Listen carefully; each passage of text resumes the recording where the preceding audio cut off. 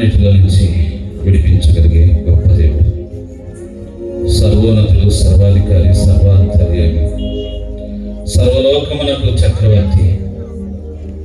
ఇదిగో ఆయన వంటి దేవుడు ఈ లోకంలో ఎవరైనా ఉన్నారా? నేను పిలుస్తున్నాడు సహోదరి, సహోదరుడా, ఈ రాత్రి నీ హృదయాన్ని ఆయనకి ఇస్తావు. నీ హృదయాన్ని ఆయనకి ఇస్తే ఆయన నీతో మాట్లాడతాడు. ఒకసారి ప్రభువా, నాతో మీరు మాట్లాడండి, నాకు సహాయం చేయండి ప్రభువా. నీవు మాట్లాడితే నేను బ్రతుకుతానయ్యా, నీవు మాట్లాడకపోతే నేను బ్రతకలేను ప్రభువా. నీ కృప లేకపోతే నేను క్షణం కూడా బ్రతకలేను. నా కోసం నీవు చేసినటువంటి నీ త్యాగం బట్టి నీకు వందనాలయ్యా. ఈ లోకంలో నా కోసం ఎవరు కూడా ప్రభువా రక్తం దాచి ప్రాణం పెట్టిన వారు లేరయ్యా.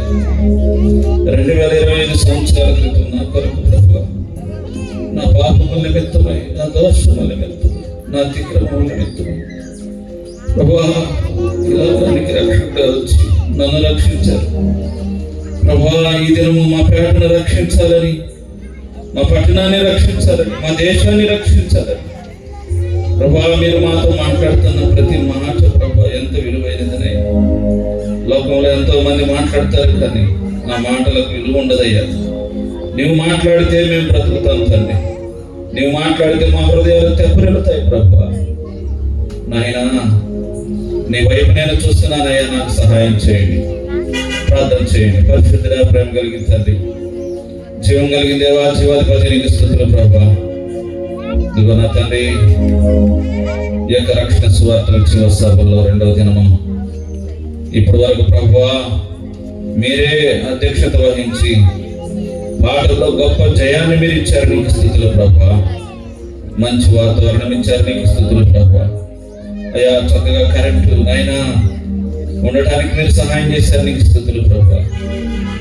పాటల్లో జయించారు, సంగీతంలో జయించారు, నీకు స్తుతులు. ఎంతమంది అయితే ఆత్మతో సత్యముతో నిన్ను ఆరాధించారు, వారి అందరి హృదయాన్ని ఎరిగిన దేవుడు నీవు తండ్రి. ఇక్కడ చేరి ఉన్నటువంటి ప్రతి బిడ్డను మీరు జ్ఞాపకం చేస్తున్నారు. నీ సన్నిధికి వచ్చి ఆత్మనాదాలు చేసినటువంటి ప్రతి బిడ్డను ఆయన మీరు దర్శించండి. ఈ పేటలో ఉన్నటువంటి ప్రతి బిడ్డని మీరు దర్శించండి, ప్రతి కుటుంబాన్ని దర్శించండి ప్రభువా. దూరంగా ఉన్నప్పటికీ కూడా ఈ మైక్ యంత్రం ద్వారా వారితో మీరు మాట్లాడండి ప్రభువా. మీరు మాట్లాడితేనే నాయనా మాకు విముక్తి, మాకు విమోచన, మాకు రక్షణ.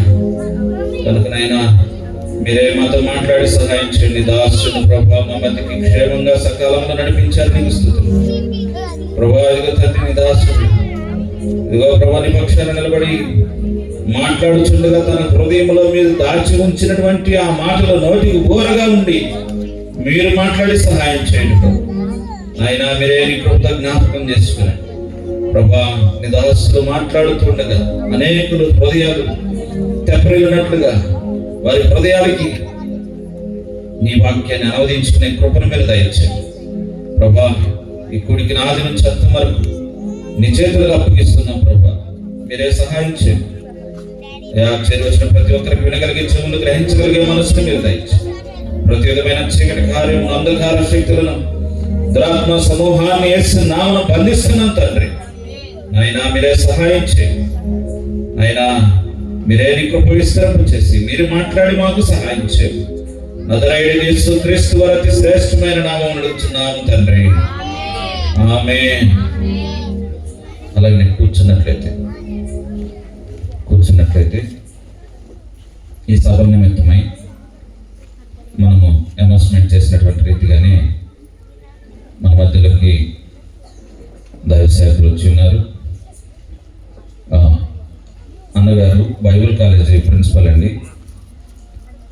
అనేక మందికి సేవకులకి తరబిదిస్తూ ఉంటారు సంఘాల్లో. ఆయన ఎక్కడ వాక్యం చెప్పినా సంఘం కూడా ఉద్యమంతో నింపబడతా ఉంటుంది. నిజంగా నేను ఆ డేట్ అడిగినప్పుడు అన్నా నాకు దొరకరేమో అనుకున్నాను. నేను అడగగానే తప్పకుండా అయ్యా నేను వస్తాను నీ దగ్గరికి అని చెప్పి మాట ఇచ్చారండి. మరి గత సంవత్సరం కూడా అన్న మన దగ్గరికి వచ్చారు. ఇక్కడ ఉన్నటువంటి కొంతమందికి తెలుసు అన్న అలాగే ఈ సంవత్సరం కూడా మరి మన మధ్యలోకి రావటం ఎంతో సంతోషకరం. మన మధ్యలో ఉండటం ఎంతో సంతోషమని నేను మరి తెలియజేస్తూ ఉన్నాను. అలాగే ఇప్పుడు మన దైవ సేవకుల్ని మనం ఆహ్వానించుకుందాం. ఆమోస్ అన్న గారు వస్తూ ఉండగా మనందరం చప్పట్లు కొడుతూ మనం ఆహ్వానించుకుందాం. అందరం చప్పట్లు పడదాం, చప్పట్లు పడదాం, చప్పట్లు పడదాం.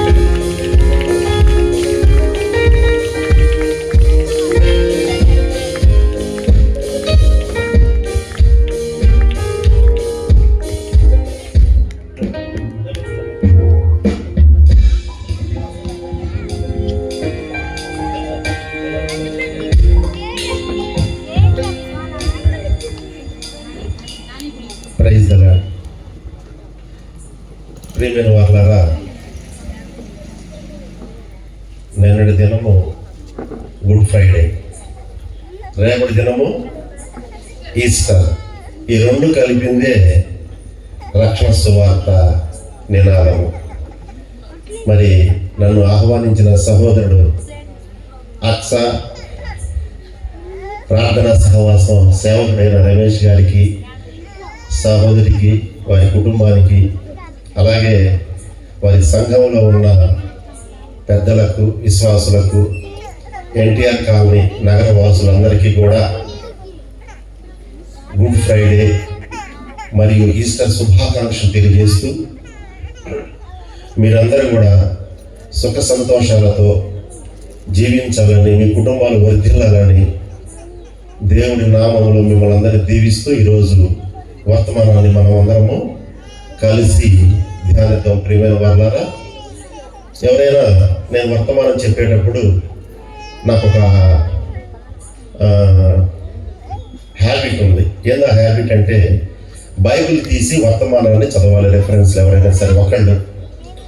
ఎందుకు నేను చదివిస్తాను అంటే, స్టేజీ మీద ఉన్న ప్రసంగికుడు దారి తప్పి ప్రసంగిస్తున్నాడా, లేక సత్యవాక్యాన్ని మాత్రమే, బైబిల్లో ఉన్న వాక్యాన్ని మాత్రమే బోధిస్తున్నాడా అనే సత్యాన్ని ఎదురుగా ఉన్న వారందరూ కూడా తెలుసుకున్నప్పుడు వారి హృదయాలు మండుతాయి. ప్రియమైన వారలారా, వారి హృదయాలు మండాయి అంటే అర్థం ఏంటంటే, వారికి దేవుడు అంటే ఎవరో అర్థమవుతుంది అనే విషయాన్ని గమనించాలి. అందువలన ప్రతి ఒక్కరూ కూడా బైబిల్ గ్రంథం ఉన్నట్లయితే మీ చెంత, మీరందరూ కూడా, నేను చిన్నగానే చెప్తాను వాక్యాన్ని, స్పష్టంగా చెప్తాను వాక్యాన్ని, అర్థవంతంగా చెబుతాను వాక్యాన్ని. కాబట్టి బైబిల్ గ్రంథం ఉన్న వారందరూ కూడా బైబిల్ గ్రంథాలను తెరిచి చూసినట్లయితే ఒకరు చదువుతూ ఉంటారు, మిగతా వారు అర్థం చేసుకోవడానికి ప్రయత్నం చేయండి. ఈ రాత్రికాల సమయంలో దేవుడు మీరు కోరుకొని, మీరు ఆశ కలిగి, ఏ వాక్యం దేవుడు మాతో మాట్లాడబోతున్నాడో అని వినడానికి వచ్చిన మీ అందరికీ కూడా మెదడుకు ప్రోగు దొరికినట్లుగా దేవుడు వాక్యం మీ అందరికీ దొరుకుతుందనే సత్యాన్ని మీ అందరికీ తెలియజేయడానికి నేను ఎంతో ఇష్టపడుతున్నాను. నా ప్రియమైన వాళ్ళారా, మరొకసారి మీ అందరికీ ధన్యవాదాలు. మనం వాక్యాన్ని ధ్యానించుకుందాం. అయితే ఈ లోకంలో వాక్యాన్ని ధ్యానించడానికి ముందు ప్రజల యొక్క ఆలోచన విధానాన్ని మనం చూద్దాం. ఈ లోకంలో యేసుక్రీస్తు ప్రభువారంటే చాలా మందికి అపోహ. ఆయన దేవుడు కాదు, ఆయన మానవుడు, ఆయన ప్రవక్త, లేకపోతే ఆయన చిన్న దేవుడు, ఆయన మన దేశానికి సంబంధించిన దేవుడు కాదు, ఆయన పరాయి దేశానికి సంబంధించిన దేవుడు అని యేసుక్రీస్తు ప్రభువారి విషయంలో అనేక మంది అపోహలు కలిగి ఉన్నారు. ఇప్పటికీ కలిగి ఉన్నారు. ఆయన పుట్టినప్పటి నుండి కూడా కలిగి ఉన్నారు అనే విషయాన్ని మనం చూడబోతున్నాం బైబిల్ గ్రంథంలో నుండి. అది నిజమా లేక అపోహ? అపోహలో ఉన్న ప్రజలందరికీ ఈరోజు ఈ రాత్రికాల సమయంలో దేవుడు వారి యొక్క అపోహలను తొలగించి నిజమైన రక్షకుడైన యేసుక్రీస్తు ప్రభువారి యొక్క దైవత్వాన్ని తెలియపరచడానికి ఆయన సిద్ధంగా ఉన్నాడనే సత్యాన్ని ఈ రాత్రికాల సమయంలో మనం అందరం కూడా బైబిల్లో ఉన్న దేవుని వాక్యాన్ని బట్టి మనం తెలుసుకొని మన జీవితాలలో సంతోషము, సమాధానము, ఆనందము కలిగి ఉండటానికి కావలసిన అపోహలన్నీ తొలగిపోవటానికి దేవుడు మన మధ్య ఈరోజు సంచరిస్తున్నాడనే సత్యాన్ని మనము చూడాలి. ప్రియమైన వారలారా, కాబట్టి బైబిల్ గ్రంథంలో ఉన్న ఆ గొప్ప దేవుని యొక్క దైవత్వాన్ని మనం చూడబోతున్నాము. మత్తయి సువార్త 19వ అధ్యాయము 13 నుంచి 16 వచనాలు ఎవరైనా చదవగలిగిన వారు పెద్దగా చదవండి దయచేసి. మత్తయి, అందరూ చూడండి బైబిల్ గ్రంథం. మత్తయి సువార్త 19వ అధ్యాయము 13 నుంచి 16 వచనాలు. మత్తయి సువార్త 19వ అధ్యాయము 13వ వచనము. అప్పుడు ఆయన వారి మీద చేతులుంచి ప్రార్థన చేయవలెనని కొందరు చిన్న పిల్లలను ఆయన వద్దకు తీసుకుని వచ్చారు. 16వ అధ్యాయం 13వ వచనం. సిస్టర్ సారీ, 16వ అధ్యాయం 13 నుంచి 16వ అధ్యాయం. యేసు ఫిలిప్పుదైన కైసరయ ప్రాంతములకు వచ్చి మనుష్య కుమారుడు ఎవరని జనులు చెప్పుకొనుచున్నారని తన శిష్యులను అడగగా వారు, మీరు గమనించండి ప్రియమైన వాళ్ళారా, కొంతమంది ప్రజలు ఏమనుకుంటున్నారు అంటే యేసుక్రీస్తు ప్రభువారు బాప్తిస్మిచ్చు యోహాను అని అనుకుంటున్నారు. కొంతమంది ఏమంటున్నారంటే ఈయన ఏలియా ప్రవక్త అని అనుకుంటున్నారు. కొంతమంది అయితే ఈయన ఇర్మియా అని అనుకుంటున్నారు. కొంతమంది ఇక్కడ ఆపండి సిస్టర్. కాబట్టి యేసుక్రీస్తు ప్రభువారు ఒక రోజున ఈ లోకములో మానవుడిగా జీవిస్తున్న కాలంలో ఆయన అనేకమైన అద్భుతాలు, ఆశ్చర్య కార్యాలు జరిగించాడు. ప్రియమైన వాళ్ళారా, ఆ ప్రాంతం అంతటిలో కూడా జన సమూహములందరికీ యేసుక్రీస్తు ప్రభువారు చేసిన అద్భుతమైన కార్యాలు తెలుసు. ఏంటి ఆ కార్యాలు అంటే, మానవులందరూ రోగాలతో బాధపడుతున్నప్పుడు వారిని ఆయన స్వస్థపరిచాడు. మానవులు దయ్యాలతో పీడించబడుతున్నప్పుడు ఆ దయ్యాల బారి నుండి వారిని విడిపించాడు. చనిపోయిన వారిని ఆయన బ్రతికించాడు. ఇంకా అనేకమైన అద్భుతమైన కార్యాలు, అంటే ఏ మానవుడు ఈ లోకంలో చేయలేనివి యేసు ప్రభువారు చేశాడు. అయినా కూడా యేసు ప్రభువారికి ఒక ఆలోచన కలిగింది, ఇన్ని కార్యాలు చేశాను కదా నేను, ఇక్కడున్న ప్రజలందరూ నన్ను ఏమని అనుకుంటున్నారు అని ఆయన ఒకసారి ఆలోచించి ఆయనతో పాటు ఉన్న తన శిష్యులతో మాట్లాడుతూ ఉన్నాడు. ఇక్కడున్న ప్రజలందరూ నేను చేసిన పనులు బట్టి నన్ను ఏమనుకుంటున్నారు అని అడిగితే, అయ్యా కొంతమంది ప్రజలు ఏమన్నా నిన్ను బాప్తిస్మిచ్చు యోహాను అంటున్నారయ్యా, కొంతమంది అయితే నిన్ను ఏమంటున్నారు ఏలియా అని అంటున్నారయ్యా, కొంతమంది అయితే ఇర్మియా అంటున్నారు, లేక ప్రవక్తలలో ఒక వ్యక్తి అంటున్నారు అని మాట్లాడుతున్నారు. ప్రియమైన వాళ్ళారా, మీరు గమనించినట్లయితే ఆ రోజున మొదటి శతాబ్దంలో యేసుక్రీస్తు ప్రభువారు మానవుడిగా భూలోకంలో ఉన్నప్పుడు అక్కడ ఉన్న ప్రజలందరూ కూడా యేసుక్రీస్తు ప్రభువారి యొక్క దైవత్వం మీద అపోహలు కలిగి ఉన్నారనే విషయాన్ని ఈ వాక్య భాగాలు మనకి తెలియజేస్తా ఉన్నాయి. అంటే ఆ రోజు నుండి ఈ రోజు వరకు యేసుక్రీస్తు ప్రభువారి మీద అపోహలతో కూడిన మాటలు ప్రజలలో ఏ విధంగా మారు మరుగుతున్నాయో మనం అర్థం చేసుకుంటున్నాం. ప్రియమైన వాళ్ళారా, అంటే ఇలాంటి ప్రజలు ఎందుకని యేసుక్రీస్తు ప్రభువారి యొక్క దైవత్వాన్ని అర్థం చేసుకోలేకపోయారో బైబిల్ గ్రంథంలో తర్వాత మనం చూడబోతున్నాం అనే విషయాన్ని కూడా మనం చూద్దాం. ఆ తర్వాత ఆయన 3 వర్గాల వారు ఆయన ఏ విధంగా మాట్లాడుకుంటున్నారు అంటే, బాప్తిస్మిచ్చు యోహాను కూడా మానవుడే, అలాగే ఏలియా కూడా మానవుడే, అలాగే ఇర్మియా కూడా మానవుడే, యేసు ప్రభువారు కూడా మానవుడే. ఇది వాళ్ళ యొక్క ఖచ్చితత్వమైన మాట. ప్రియమైన వాళ్ళారా, అంటే యేసు ప్రభువారు ఎవరు కాదంట, దేవుడు కాదు, ఆయన మానవుడే, మనలాగా మామూలు మానవుడే అనే భావనలో ఒక 3 వర్గాల ప్రజలు ఆయన గురించి మాట్లాడుతూ ఉన్నప్పుడు యేసు ప్రభువారు అంటున్నాడు, ఆయన గురించి తెలిసిన వారి విషయంలో నన్ను ఏమనుకుంటున్నారు మీరు చెప్పండి అని శిష్యులతో మాట్లాడినప్పుడు ఆ శిష్యులు ఏమంటున్నారో చూడండి. ప్రియమైన వాళ్ళారా, అందుకు ఆయన మీరైతే నేను ఎవరినని చెప్పుకొనుచున్నారు వారిని అడిగాను.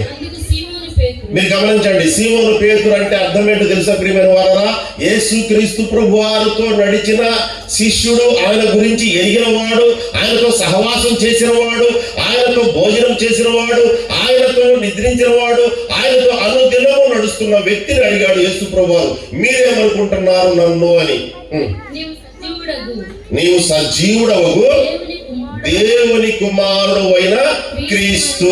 ప్రియమైన వాళ్ళారా, మీరు గమనించినట్లయితే యేసు ప్రభువారి యొక్క దైవత్వాన్ని ఎవరికి తెలుసు అంటే, యేసుక్రీస్తు ఎవరైతే సహవాసం కలిగి ఉంటారో, యేసుక్రీస్తు ఎవరైతే అనుబంధాన్ని కలిగి ఉంటారో, యేసుక్రీస్తు ఎవరైతే నడుస్తారో, యేసుక్రీస్తు ఎవరైతే ఆయన యొక్క ప్రేమను కలిగి ఉంటారో వారు మాత్రమే ఆయన దేవుడు అని గుర్తించగలరు. ఈ లోకంలో, ఈ సమాజంలో కూడా అనేక మంది యేసుక్రీస్తుని ఎరగని వారు ఉన్నారు. కాబట్టే ఆయన దేవుడు అని గుర్తించలేక ఆయన మామూలు మానవుడు లేక ఆయన పరాయి దేశపు దేవుడు తప్ప మన దేవుడు అయితే కాదు అని అపోహలు కలిగి ఉన్నారు నా ప్రియమైన వారులారా. అది మానవుల తప్పు కాదు. ఎందుకని వారికి యేసుక్రీస్తు యొక్క దైవత్వము అర్థం కాలేదు కాబట్టి వారు దేవుడైన యేసుక్రీస్తుని మానవుడుగానే చూస్తున్నారు. ఆయన ఎవరైతే ఎరిగి ఉన్నారో, ఆయనతో ఎవరైతే సహవాసం చేసి ఉన్నారో, ఆయన గురించి ఎవరైతే తెలుసుకోవడానికి ఇష్టపడుతున్నారో వారు మాత్రమే ఆయన దేవుడు అని గుర్తిస్తున్నారు. కాబట్టి యేసుక్రీస్తు దేవుడు అని గుర్తించడానికి బైబిల్ గ్రంథంలో కొన్ని విషయాలు మనం చూసినట్లయితే ఆ యేసుక్రీస్తు ఎంత గొప్ప దేవుడు మన జీవితంలో అవగాహన చేసుకోవడానికి దేవుడు మనతో మాట్లాడబోతున్నాడు నా ప్రియమైన వాళ్ళారా. మొట్టమొదటిగా సీమోను పేతురు చెప్పినట్లుగా, అయ్యా నువ్వు సజీవుడు అగు అంటే మరణము లేని దేవుడు అయ్యా. మీరు గమనించండి ప్రియమైన వాళ్ళారా, ఏమన్నాడో తెలుసా సీమోను పేతురు యేసుప్రభువు వారి గురించి? నీవు మరణము లేని దేవుడు అయ్యా, నీవు మరణాన్ని జయించిన దేవుడు అయ్యా, నీకు ఈ లోకంలో మరణమే లేదయ్యా అని నేను తెలుసుకున్నాను అని మాట్లాడాడు ప్రియమైన వాళ్ళారా. ఆ మరణము లేని దేవుడి యొక్క గుణ లక్షణాలు, ఆ మరణము లేని దేవుడి యొక్క దైవికమైన శక్తి ఎలాగ ఉంటుందో బైబిల్ గ్రంథంలో మనం చూడబోతున్నాము. మొట్టమొదటిగా ఈ బైబిల్ గ్రంథంలో ఉన్న ఈ దేవుడు సజీవుడు దేవుడైన యేసు ఎలాంటి దేవుడు అంటే, తీతు రాసిన పత్రిక 2వ అధ్యాయము 13వ వచనంలో ఆయన యొక్క దైవికమైన శక్తి గురించి మాట్లాడుతూ ఉన్నది బైబిల్ గ్రంథం. చదవండి, తీతు రాసిన పత్రిక 2వ అధ్యాయము 13వ వచనం. అనగా మహాదేవుడను, చూడండి ప్రియమైన వాళ్ళరా, యేసుక్రీస్తు మామూలు దేవుడు కాదంట, ఆయన మహాదేవుడను మన రక్షకుడైన యేసుక్రీస్తు మహిమ యొక్క ప్రత్యక్షత కొరకు ఎదురు చూచుచు ఈ లోకములో స్వస్థ బుద్ధితోను నీతితోను భక్తితోను బ్రతుకుచుండవలెనని మనకు బోధించుచున్నాడు. ప్రియమైన వారు, మనం గమనించినట్లయితే యేసు క్రీస్తు ప్రభు యొక్క దైవత్వం గురించి బైబిల్ గ్రంథంలో మనం చూడబోతున్నాము. ఆయన మామూలు దేవుడు కాదంట, యేసుక్రీస్తు మహాదేవుడు. చాలా మంది యేసుక్రీస్తు ప్రభు యొక్క దైవత్వాన్ని తృణీకరిస్తున్నారు, అవమానిస్తున్నారు ఈ లోకంలో. కానీ బైబిల్ గ్రంథంలో ఆయన దేవుడు అని తెలియపరిచింది ఈ వాక్య భాగము. మామూలు దేవుడు కాదట, మహాదేవుడు అని తెలియపరిచింది. మహాదేవుడు అంటే ఏంటో తెలుసా ప్రియమైన వాళ్ళారా? కీర్తన గ్రంథముల నుండి 95వ కీర్తన 3వ వచనం చదవండి దయచేసి. 95వ కీర్తన 3వ వచనం. మహాదేవుడు అంటే ఏంటో మనకు అర్థమవుతుంది.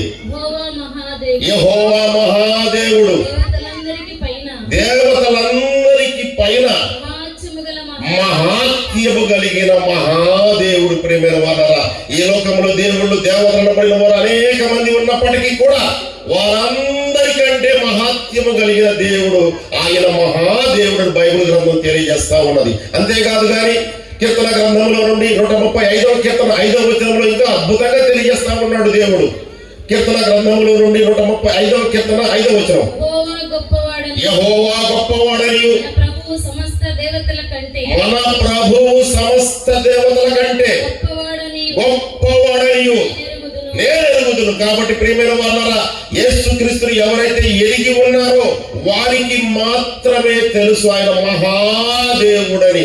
ఏ మహాదేవుడు అంటే, ఈ లోకములో దేవుళ్ళు దేవతలను చెప్పబడిన వారు అనేక మంది ఉన్నప్పటికీ కూడా వారందరికంటే గొప్ప దేవుడు యేసుక్రీస్తు ప్రభువారని ఆయన దైవత్వాన్ని పేతురు తెలియజేస్తా ఉన్నాడు నా ప్రియమైన వాళ్ళారా. రెండోదిగా చూసినట్లయితే యేసుక్రీస్తు ప్రభువారు ఎలాంటి దేవుడో మనం చూడబోతున్నాము.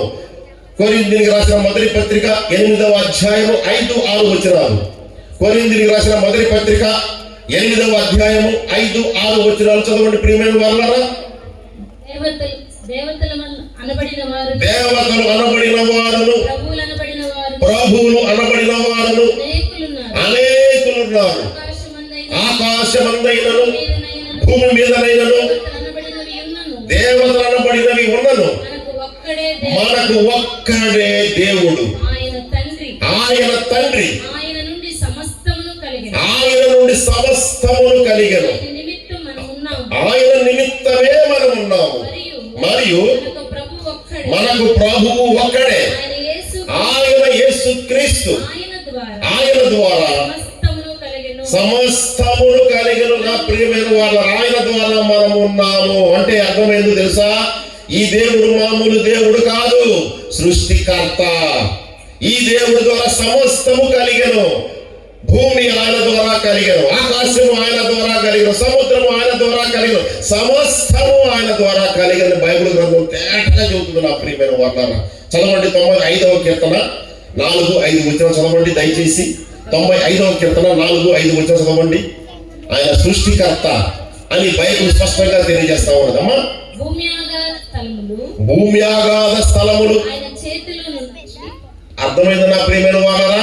భూమి ఆగాధ స్థలములు ఆయన చేతిలో నుండి ఉన్నవి, పర్వత శిఖరములు ఆయనవి, సముద్రము ఆయనది, ఆయన దానిని కలుగజేసెను. ఆయన హస్తము భూమిని నిర్మించెను. ఆయన మన దేవుడు, మనము ఆయన పాలించు ప్రజలము. ప్రియమైన వారు, చాలు మనం గమనించినట్లయితే ఈ దేవుడు ఎలాంటి దేవుడు తెలుసా? యేసుక్రీస్తు ప్రభువారు సృష్టికర్త. భూమిని సృష్టించింది యేసుక్రీస్తు ప్రభువారిని బైబిల్ తెలియజేస్తా ఉన్నది. సముద్రాలను సృష్టించింది యేసుక్రీస్తు ప్రభువారిని బైబిల్ తెలియజేస్తా ఉన్నది. పర్వతములను సృష్టించినది యేసుక్రీస్తు ప్రభువారిని తెలియజేస్తా ఉన్నది. ఈ ఆకాశ నక్షత్రములను సృష్టించినది యేసుక్రీస్తు ప్రభువారిని తెలియజేస్తా ఉన్నది. భూమి మీద ఉన్న మానవులను కూడా సృష్టించింది ప్రభు అయిన యేసుక్రీస్తు వారని బైబిల్ తెలియజేస్తా ఉన్నది. కాబట్టి యేసుక్రీస్తు మామూలు దేవుడు కాదండి, ఆయన సృష్టికర్త. మనల్ని సృష్టించిన ఆ సృష్టికర్త యేసుని బైబిల్ స్పష్టంగా తెలియజేస్తా ఉన్నది. ఆ విషయాన్ని పేతురు గొప్పగా చెబుతున్నాడు. అయ్యా, నువ్వు మామూలు దేవుడు కాదయ్యా, నువ్వు మమ్మల్ని సృష్టించిన సృష్టికర్తవని మేము తెలుసుకున్నామని పేతురు మాట్లాడుతూ ఉన్నాడు. మూడోదిగా ఆయన దైవికమైన శక్తిని చూద్దాం నా ప్రియమైన వారలారా. బైబిల్ గ్రంథంలో నుండి 66 యెషయా గ్రంథము 66వ అధ్యాయం మొదటి వచనము. యెషయా గ్రంథము 66వ అధ్యాయం మొదటి వచనము. ఆయన ఏమంటున్నాడో చూడండి నా ప్రియమైన వారలారా. ఆకాశము నా సింహాసనము, భూమి నా పాదపీఠము. మీరు గమనించినట్లయితే ఆకాశము నా సింహాసనము, భూమి నా పాదపీఠము. మీరు గమనించండి నా ప్రియమైన వారలారా. ఆకాశమంతా సింహాసనముగా వేసుకొని భూమిని పాదపీఠముగా చేసుకొని ఉన్న గొప్ప దేవుడు అండి ఆయన. ఆయన రాజు. ఏ రాజు తెలుసా? పరలోకపు రాజు, భూలోకపు రాజు, రాజులకే రాజు, ప్రభువులకే ప్రభు అని బైబిల్ గ్రంథం తేటగా చెబుతుంటే ఆయన దైవికమైన శక్తిని అవమానిస్తున్న ప్రజలు ఈ లోకంలో ఇంకా ఉన్నారంటే ఎంత బాధండి. ఈ విషయాన్ని చూడండి. ఆయన ఎలాంటి దేవుడు, ఎలాంటి రాజు తిమోతికి రాసిన మొదటి పత్రిక 6వ అధ్యాయం 15వ వచనం తెలియజేస్తా ఉన్నది. తిమోతికి రాసిన మొదటి పత్రిక 6వ అధ్యాయము 15వ వచనములో ఆయన ఎలాంటి రాజు తెలియజేస్తా ఉన్నది. ప్రియమైన వారలారా, శ్రీమంతుడును, అద్వితీయుడంటే మరొక రెండవ స్థానము లేని దేవుడు ఆయన. సర్వాధిపతి, యుక్త కాలముల యందు ఆ ప్రత్యక్షతను కనబరచు. ఆ సర్వాధిపతి. చూడండి ప్రియమైన వారలారా, యేసు ప్రభువు మామూలు వ్యక్తి కాదండి. ఆయన రాజులకే రాజు, ప్రభువులకే ప్రభు. చాలమ్మా, ఆయన రాజులకే రాజు, ప్రభువులకే ప్రభు. ఆకాశము ఆయన సింహాసనము, భూమి ఆయన పాదపీఠము అయి ఉండగా అలాంటి గొప్ప రాజుని, గొప్ప ప్రభుని మనము ఏం చేస్తున్నామో తెలుసా? తక్కువగా చూస్తున్నాము నా ప్రియమైన వారలారా. ఎందుకని? మనకంత జ్ఞానము లేదు కాబట్టి, మన జ్ఞానము చాలా పరిమితముగా ఉన్నది కాబట్టి, మనకి తెలివి తక్కువగా ఉన్నది కాబట్టి ఆయనని అపోహలతో చూస్తున్నాము ఈ లోకంలో ఉన్న ప్రజలందరూ. ఆకాశము ఆయన సింహాసనం అయినప్పుడు, భూమి ఆయన పాదపీఠమైనప్పుడు ఆయన ఎవరికి రాజు, ఎవరికి దేవుడు అంటే ఆయన ప్రపంచానికే దేవుడు, ఆయన ప్రపంచానికే రాజు అనే విషయాన్ని బైబిల్ గ్రంథం తేటగా చెబుతుంది నా ప్రియమైన వారలారా.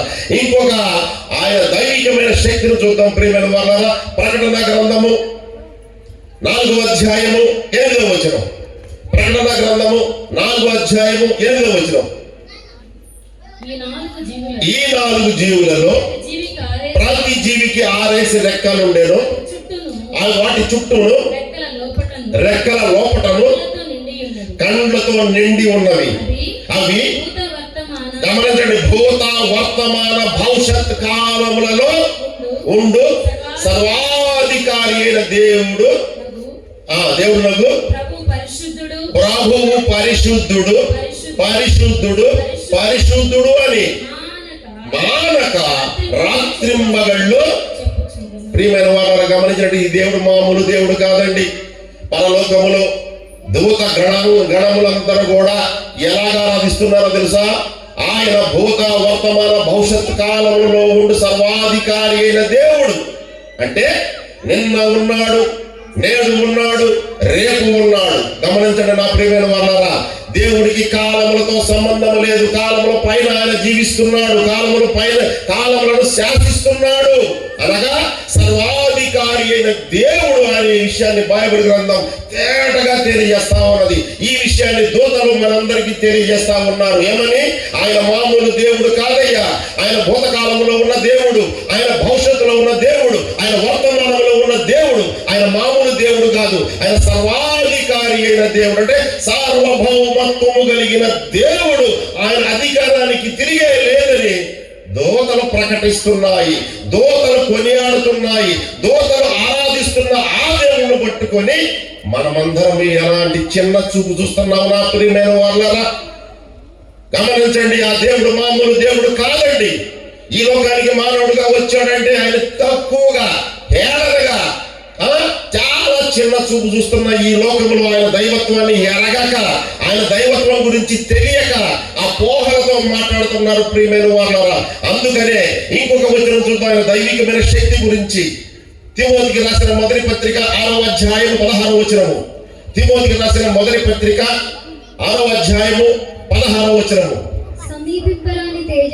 సమీపింపరాని తేజస్సులో ఆయన మాత్రమే వసించుచు అమరత్వము గలవాడై ఉన్నాడు. మనుష్యులలో ఎవడును చూడలేదు, ఎవడును ఆయన చూడనేడు. ఆయనకు మాత్రమే ఘనతయు శాశ్వతమైన ప్రభావమును కలిగి ఉండును గాక. ప్రియమైన వాళ్ళారా, యేసు క్రీస్తు ప్రభువు యొక్క దైవత్వాన్ని మనం గమనించినట్లయితే ఆయన ఎవరో తెలుసా? సమీపింపరాని తేజస్సులో ఆయన మాత్రమే వసించుచు, అంటే పరలోకములో ఆయన మాత్రమే నివసించగలడు కానీ ఇంకెవ్వరు కూడా ఆయన ముందు నివసించలేరు. ఎందుకని? ఆయన వెలుగు. తేజస్సు అంటే వెలుగు. ఆ వెలుగును చూసి తట్టుకొని బ్రతకగలిగిన వారు ఈ ప్రపంచంలో ఏ మనుష్యుడు లేడని బైబిల్ గ్రంథం చెబుతా ఉంది. ప్రియమైన వాళ్ళరా, చూసి బ్రతకలేరని చెబుతా ఉంది బైబిల్ గ్రంథం.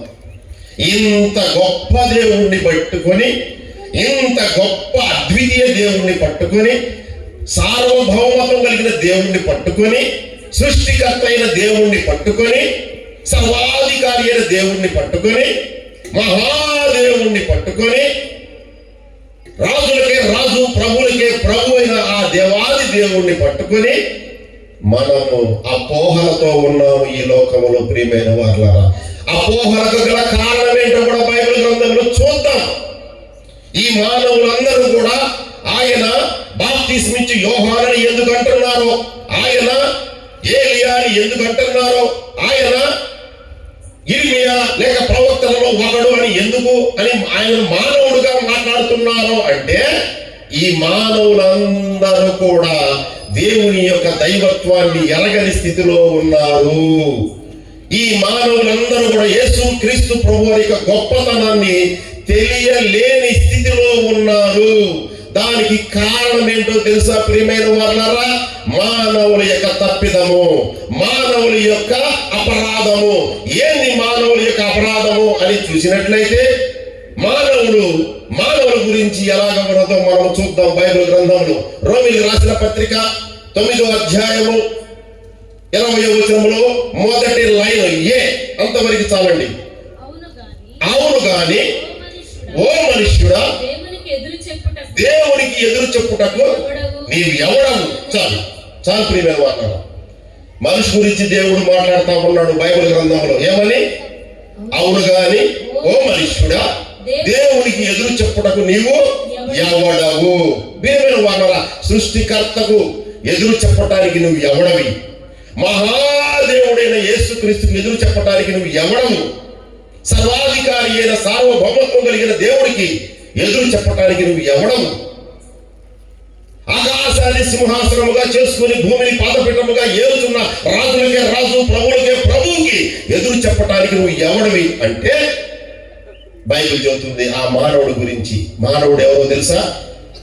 యోహాను రాసిన మొదటి పత్రిక 2వ అధ్యాయము, యోహాను రాసిన మొదటి పత్రిక 2వ అధ్యాయం 15-16 వచనాలు. ఈ లోకమునైనను లోకములో ఉన్న వాటినైనను ప్రేమింపకుడి. ఎవడైనను లోకమును ప్రేమించిన ఎడల తండ్రి ప్రేమ వానిలో ఉండదు. లోకములో ఉన్నదంతయు అనగా శరీరాశయు, నేత్రాశయు, జీవపు డమ్మములు తండ్రి వలన పుట్టినవి కావు. అవి లోక సంబంధమైనవి. లోకమును దాని ఆశయు గతించి పోవుతున్నవి గాని దేవుని చిత్తమును జరిగించువాడు నిరంతరము నిలుచును. అంటే అర్థమేంటో తెలుసు నా ప్రియమైన వాళ్ళారా? దేవుణ్ణి ప్రశ్నించడానికి, దేవుణ్ణి అవమానించడానికి, దేవునితో అపోహలు కలిగి ఉండడానికి కారణమేంటో తెలుసా? మానవుడు లోకాన్ని ప్రేమించాడు. దేవుణ్ణి ప్రేమించడం చేతగాల మానవుడికి. దేవుణ్ణి ప్రేమించిన వారందరికీ దేవుడు అంటే అర్థమైంది, కానీ దేవుణ్ణి ప్రేమించిన వారికి యేసుక్రీస్తు దైవత్వం ఎవరికి అర్థం కాలేదనే విషయాన్ని బైబిల్ గ్రంథం తేటగా చెబుతుంది. నా ప్రియమైన వాళ్ళారా, ఏంది లోకం అంటే? బైబిల్ గ్రంథం అద్భుతంగా చెప్పింది లోకం గురించి. లోకాన్ని ప్రేమించిన వాడు దేవుణ్ణి ప్రేమించలేడు. అంటే దేవుడు దూరంగా ఉంటాడు ఆ వ్యక్తికి. కాబట్టి దూరంగా ఉన్న దేవుడి యొక్క దైవత్వం ఆ మనిషికి అర్థము కాదు. అందుకే అపోహలలో ఉన్నారు మానవులందరూ కూడా. అందుకనే అపోహలలో ఉన్న మానవులందరినీ కూడా దేవుని దగ్గరకు తీసుకురావడానికి దేవుడు ఇష్టపడుతున్నాడు. అది కూడా బైబిల్లో చూద్దాం మనం. అయితే మానవులు లోకాన్ని ప్రేమిస్తున్నారు అంటే లోకములో ఏమి ప్రేమిస్తున్నారు బైబిల్లో తేటగా చెప్పాడు. ఏముందంట లోకములో? లోకములో శరీరాశ, లోకములో నేత్రాశ, లోకములో జీవపు డంబము. అంటే అర్థమేంటో తెలుసు నా ప్రియమైన వాళ్ళరా? ఈ లోకం అంటే అర్థమేందు దేవుడు అద్భుతంగా చెప్పాడు. 3 విషయాలు లోకములో ఉన్నాయి. ఆ 3 విషయాలు ఏంటంటే మానవులందరూ దేవుణ్ణి ఎరగకపోవడానికి మొదటి కారణం తెలుసా? శరీరాశతో లోకంలో జీవిస్తున్నారు. కాబట్టి శరీరాన్ని ప్రేమిస్తున్నారు కానీ దేవుణ్ణి ప్రేమించలేని వారిగా ఉన్నారు. ఏంటి శరీరాన్ని ప్రేమించే వారు ఎలాగా ఉంటారో చూద్దాం బైబిల్లో. మొదటిగా చూడండి, ఎఫెసీయులకు రాసిన పత్రిక 2వ అధ్యాయము 2, 3, 4 వచనాలు. ఎఫెసీయులకు రాసిన పత్రిక 2వ అధ్యాయము 2, 3, 4 వచనాలు. మీరు వాటిని చేయించు వాయుమండల సంబంధ అధిపతి అయిన అనగా అవిధేయులైన వారిని ఇప్పుడు ప్రేరేపించు శక్తికి అధిపతిని అనుసరించి ఈ ప్రపంచ ధర్మము చొప్పున ముడుపు నడుచుకుంటేని వారితో కలిసి. ఎలాంటి ప్రియమైన వాళ్ళరా, నేను కాదు, మీరు కాదు, ప్రపంచంలో ఉన్న వారందరి గురించి దేవుడు మాట్లాడుతున్నాడు. ఈ మాట అంటే దేవుడికి ఏమీ లేదు, మతము లేదు, దేవుడికి ఏమీ లేదు, ప్రాంతము లేదు, దేవుడికి ఏమీ లేదు, కులము లేదు, దేవుడికి ఏమీ లేదు, ఏమీ లేదు. దేవుడికి అందరూ సమానమే. అందుకని ప్రపంచంలో ఉన్న మానవులందరి గురించి దేవుడు మాట్లాడుతూ ఉన్నాడు. ఏమని? మనమందరము శరీరము యొక్కయు మనసు యొక్కయు కోరికలను నెరవేర్చుకోవచ్చు. మన శరీరాశలను అనుసరించి ముడుపు నడుచుకుంటిమి. చెప్పండి. కడమ వారి వలనే స్వభావ సిద్ధముగా దైవోగ్రతకు పాత్రులమై ఉంటుంది. కాబట్టి ప్రియమైన వారలారా, మానవులలో మొట్టమొదటి పాపం అండి ఇది శరీరాశ. లోకాన్ని ప్రేమిస్తున్న మానవుడు లోకాన్ని ఎలా ప్రేమిస్తున్నాడు అంటే మనకు అర్థం కాకపోవచ్చు, కానీ లోకాన్ని ప్రేమిస్తున్న మానవుడి యొక్క మొట్టమొదటి పాపపు లక్షణం ఏంటంటే శరీరాన్ని పాపముతో నింపుకుంటున్నాడు ఈ లోకములో. అనగా శరీరంతో పాపముతో నింపుకోవడం అర్థం ఏంటో తెలుసా? శరీరంలో ఉన్న ప్రతి అవయవము, కళ్ళు గాని, చేతులు గాని, కాళ్ళు గాని, శరీరంలో ఉన్న ప్రతి భాగము గాని పాపమునకు దాసులుగా చేసుకోవడమే. అనగా దేవుడికి ఇష్టం లేని పని అంతా కూడా శరీరంతో చేస్తున్నాడు మానవుడు. అనగా దొంగతనము గాని, వ్యభిచారము గాని, హత్యలు చేయటము గాని, అసూయ పడటము గాని, ఈర్ష్య పడటము గాని, కొట్లాటలు గాని అన్నీ కూడా ప్రియమైన వాళ్ళరా శరీరముతోనే మానవుడు జరిగిస్తున్నాడు. కాబట్టి శరీరాన్ని అనుసరించి ప్రవర్తిస్తున్నాడు. కాబట్టి దేవుడికి దూరంగా ఉన్నాడు. శరీరం ద్వారా చేసే ప్రతి పని కూడా పాపములకు హేతువుగా మార్చబడుతుంది. పాపములకు హేతువుగా మార్చబడిన ఆ మానవుడు దేవుడు యొక్క ఉగ్రత అంటే దేవుని యొక్క భయంకరమైన కోపానికి పాత్రుడుగా చేయబడ్డాడు. కాబట్టి ఈ లోకంలో నా ప్రియమైన వాళ్ళారా చిన్న పిల్లల దగ్గర నుంచి పెద్దవారి వరకు శరీరంతో పాపము చేయని వారంటూ ఎవరు కూడా లేరు. ఒకవేళ నేను పాపము చేయలేదు శరీరంతో అన్నారా, అది అబద్ధమే. స్పష్టంగా చెబుతుంది బైబిల్, అది అబద్ధమే అని. రెండోదిగా మనం చూసినట్లయితే నేత్రాశ. ఈ లోకంలో రెండో పాపం ఏంటో తెలుసా? కంటి చూపుతో పాపము చేస్తారు ప్రజలని బైబిల్ స్పష్టంగా చెబుతుంది నా ప్రియమైన వాళ్ళారా. ఎలా చూద్దాం బైబిల్లో. మత్తయి సువార్త 6వ అధ్యాయము 22వ వచనము. మత్తయి సువార్త 6వ అధ్యాయము 22వ వచనము. దేహమునకు దీపము కన్ను. గమనించండి, ఈ దేహానికి దీపము కన్నే గనుక కన్ను తేటగా ఉండని ఎడల, నీ కన్ను తేటగా అంటే పవిత్రముగా ఉన్న ఎడల నీ దేహమంతయు వెలుగుమయమై ఉండును. వెలుగుమయమై ఉండును. నీ కన్ను చెడినదైతే నీ కన్ను చెడినదైతే నీ దేహమంతయు చీకటిమయమై ఉండును. నీలో ఉన్న వెలుగు చీకటై ఉన్న ఎడల. కాబట్టి నా ప్రియమైన వాళ్ళారా ఈ లోకంలో రెండో పాపం ఏంటో తెలుసా? మానవుడు తన కళ్ళతో చేసే పాపము. కళ్ళు చాలా భయంకరమైనవి నా ప్రియమైన వాళ్ళారా. మనం అనుకుంటాం నా కళ్ళు బాగుండాలి, నా కళ్ళు రెప్పలు బాగుండాలి, నా కంటి చూపు బాగుండాలి, తప్పు లేదనుకోవడంలో. కానీ ఆ కంటి చూపు ఏం చేస్తుందో తెలుసా? పాపములోనికి తీసుకుపోతుంది నా ప్రియమైన వాళ్ళరా. నేను చెప్పటల్లా ఈ మాట బైబిల్ గ్రంథంలో ఉన్న దేవుడు మాట్లాడుతూ ఉన్నాడు. అయ్యా నీ కళ్ళు బాగున్నట్లయితే, నీ కళ్ళు తేటగా ఉన్నట్లయితే, నీ కళ్ళు పవిత్రంగా ఉన్నట్టయితే నీవు చూసే వారందరూ కూడా నీకు ఎలా కనిపిస్తారో తెలుసా? అమ్మలాగా కనిపిస్తారు, చెల్లిలాగా కనిపిస్తారు, అక్కలాగా కనిపిస్తారు. దేవుడు అద్భుతంగా చెబుతున్నాడు. కానీ నీ కళ్ళు చెడిపోయాయి ఈ లోకంలో. నీ కంటితో ఎవరిని చూసినా కూడా కామముతో చూస్తున్నావు, వ్యభిచారం చెయ్యాలని చూస్తున్నావు, అందాన్ని ఆస్వాదించాలని చూస్తున్నావు. కాబట్టి నీవు పాడైపోవడానికి రెండో కారణం ఏంటంటే నీ కళ్ళు అని దేవుడు చెబుతున్నాడు నా ప్రియమైన వాళ్ళారా. కాబట్టి మన కళ్ళు ఎంత ప్రమాదాన్ని తెచ్చాయి అంటే మనల్ని మరణానికి తీసుకెళ్లే విధంగా మన కళ్ళు మనల్ని సిద్ధపరచాయి అనే విషయాన్ని గమనించండి నా ప్రియమైన వాళ్ళారా. ఈ కళ్ళతో పాపము అందరూ చేస్తారండి. ఈ కళ్ళతో పాపము నేను చేయలేదనే వాళ్ళు ఎవరన్నా ఉన్నట్టు అబద్ధమే. కాలేజీకి పోతున్నారు ఆడపిల్లలు, మగపిల్లలు, స్కూల్కి పోతున్నారు చిన్నపిల్లలు. ప్రతి చిన్న పిల్లవాడు కూడా ఆకర్షితమవుతున్నారు. ఎక్కడో తెలుసా? కంటి చూపుతోనే వాళ్ళు చెడిపోతున్నారు నా ప్రియమైన వాళ్ళారా. కంటి చూపుతోనే వారు ఏం చేస్తారు తెలుసా? తల్లిదండ్రులు తెలియకుండా ప్రేమిస్తున్నారు ఈ లోకంలో. ఎవరిని? అమ్మాయిలైతే అబ్బాయిల్ని, అబ్బాయిలైతే అమ్మాయిల్ని. తద్వారా ఏమవుతుంది తెలుసా? వారు క్షణికావేశము వలన, వారి కంటి చూపు ఆకర్షణ వలన వాళ్ళు ఏం చేస్తున్నారు తెలుసా? వాళ్ళ జీవితాలను నాశనం చేసుకొని పాపములకు వెళ్ళిపోతున్నారు. అలాంటి వారు ఈ లోకంలో అనేక మంది ఉన్నారు. పెళ్లి చేసుకున్న భర్తలు కూడా పక్క అమ్మాయిని కంటి చూపుతో నచ్చితే భార్యను విడిచిపెట్టిన వారు అనేక మంది ఉన్నారు ఈ లోకంలో. అలాగే ఆడవాళ్ళు కూడా తన భర్తను విడిచిపెట్టి వారికి నచ్చిన రేఖలు వేరే వాళ్ళతో వెళ్ళిపోతున్నారు. ఈరోజు చాలా మంది మనం చూస్తున్నాం టీవీలో. కానీ ఏంది దీనికి కారణం ఏంటో తెలుసా? దేవుడు లేకుండా వారి చూపంతా దేవుడి మీద లేదు, వారి చూపంతా లోకం మీద ఉన్నది.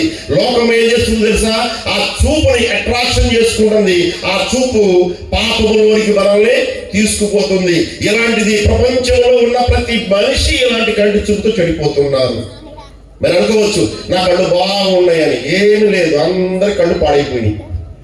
అందరి కళ్ళు పాపంలో నిండిపోయింది ప్రియమైన వాళ్ళ ఈ లోకంలో. ఎవరైనా నా కళ్ళు బాగున్నాయని చెప్పారంటే చూస్తానికి బాగున్నాయేమో, లోపల మాత్రం చెడిపోయి ఉన్నాయనే విషయాన్ని బైబిల్ గ్రంథంలో అద్భుతంగా దేవుడు చెప్పాడు. రెండో విషయం, ఇది రెండవ పాపం మానవుడిది. మూడో చూద్దాం మన ప్రియమైన వాళ్ళరా. జీవపు డాంబము అంటే అర్థం ఏంటో తెలుసా?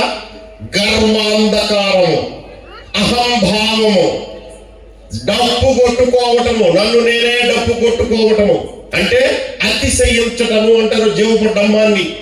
మానవులందరూ కూడా జీవపు డమ్మాన్ని కలిగిన వారే అని బైబిల్ గ్రంథం తేటగా చెబుతా ఉన్నది. మానవులు అంటే ఎవరండి? ఎన్టీఆర్ కాలంలో కూర్చున్న మానవులే కాదండి, ప్రపంచంలో ఉన్న మానవులందరూ కూడా జీవపు డమ్మాన్ని కలిగి ఉన్నారు అని బైబిల్ చెబుతా ఉన్నది. జీవపు డమ్మం అంటే ఏంటో తెలుసా? దేవుడికి రావాల్సిన మహిమను దొంగిలిస్తున్నారు. ఎలా? బైబిల్లో చూద్దాం. లూకాసు వార్త 12వ అధ్యాయము 16 నుంచి 20 వచనాలు. లూకాసు వార్త 12వ అధ్యాయము. మరియు ఆయన వారితో ఈ ఉపమానం చెప్పారు. ఒక ధనవంతుని భూమి సమృద్ధిగా పండెను. అప్పుడు అతడు, గమనించండి, ఇక్కడ ఏమంటున్నాడు తెలుసా? ఒక ధనవంతుడు భూమి పండిస్తున్నాడు, పంట. ఆ పంట పండించేటప్పుడు ఏమంటున్నాడు తెలుసా? పంట విస్తారముగా సమృద్ధిగా పండింది. అతను అనుకున్న దానికంటే ఎక్కువగా పంట పండింది ఆ సంవత్సరము. ఆ పంట పండినప్పుడు ఆయన ఏమంటున్నాడో ఆయన భాషలో మనం చూద్దాం. ప్రియమైన వాళ్ళ చదవమా.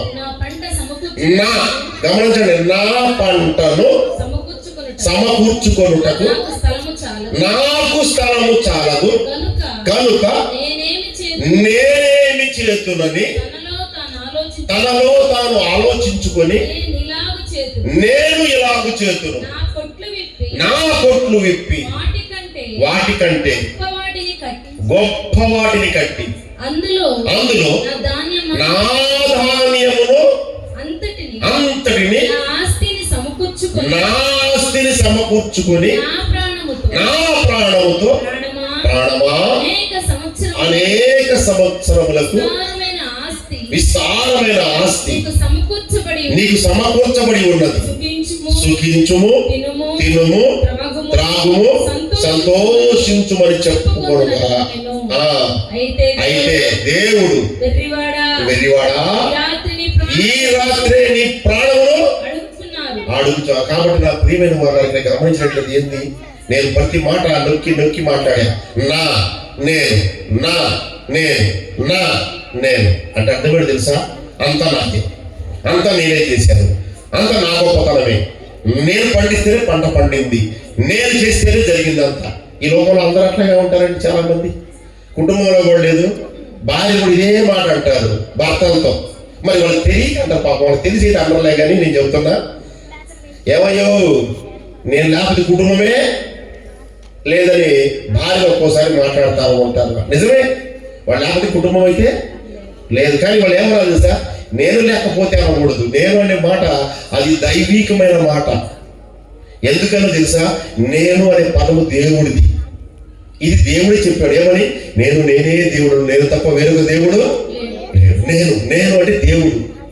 అది దేవుడికి సంబంధించిన మాట.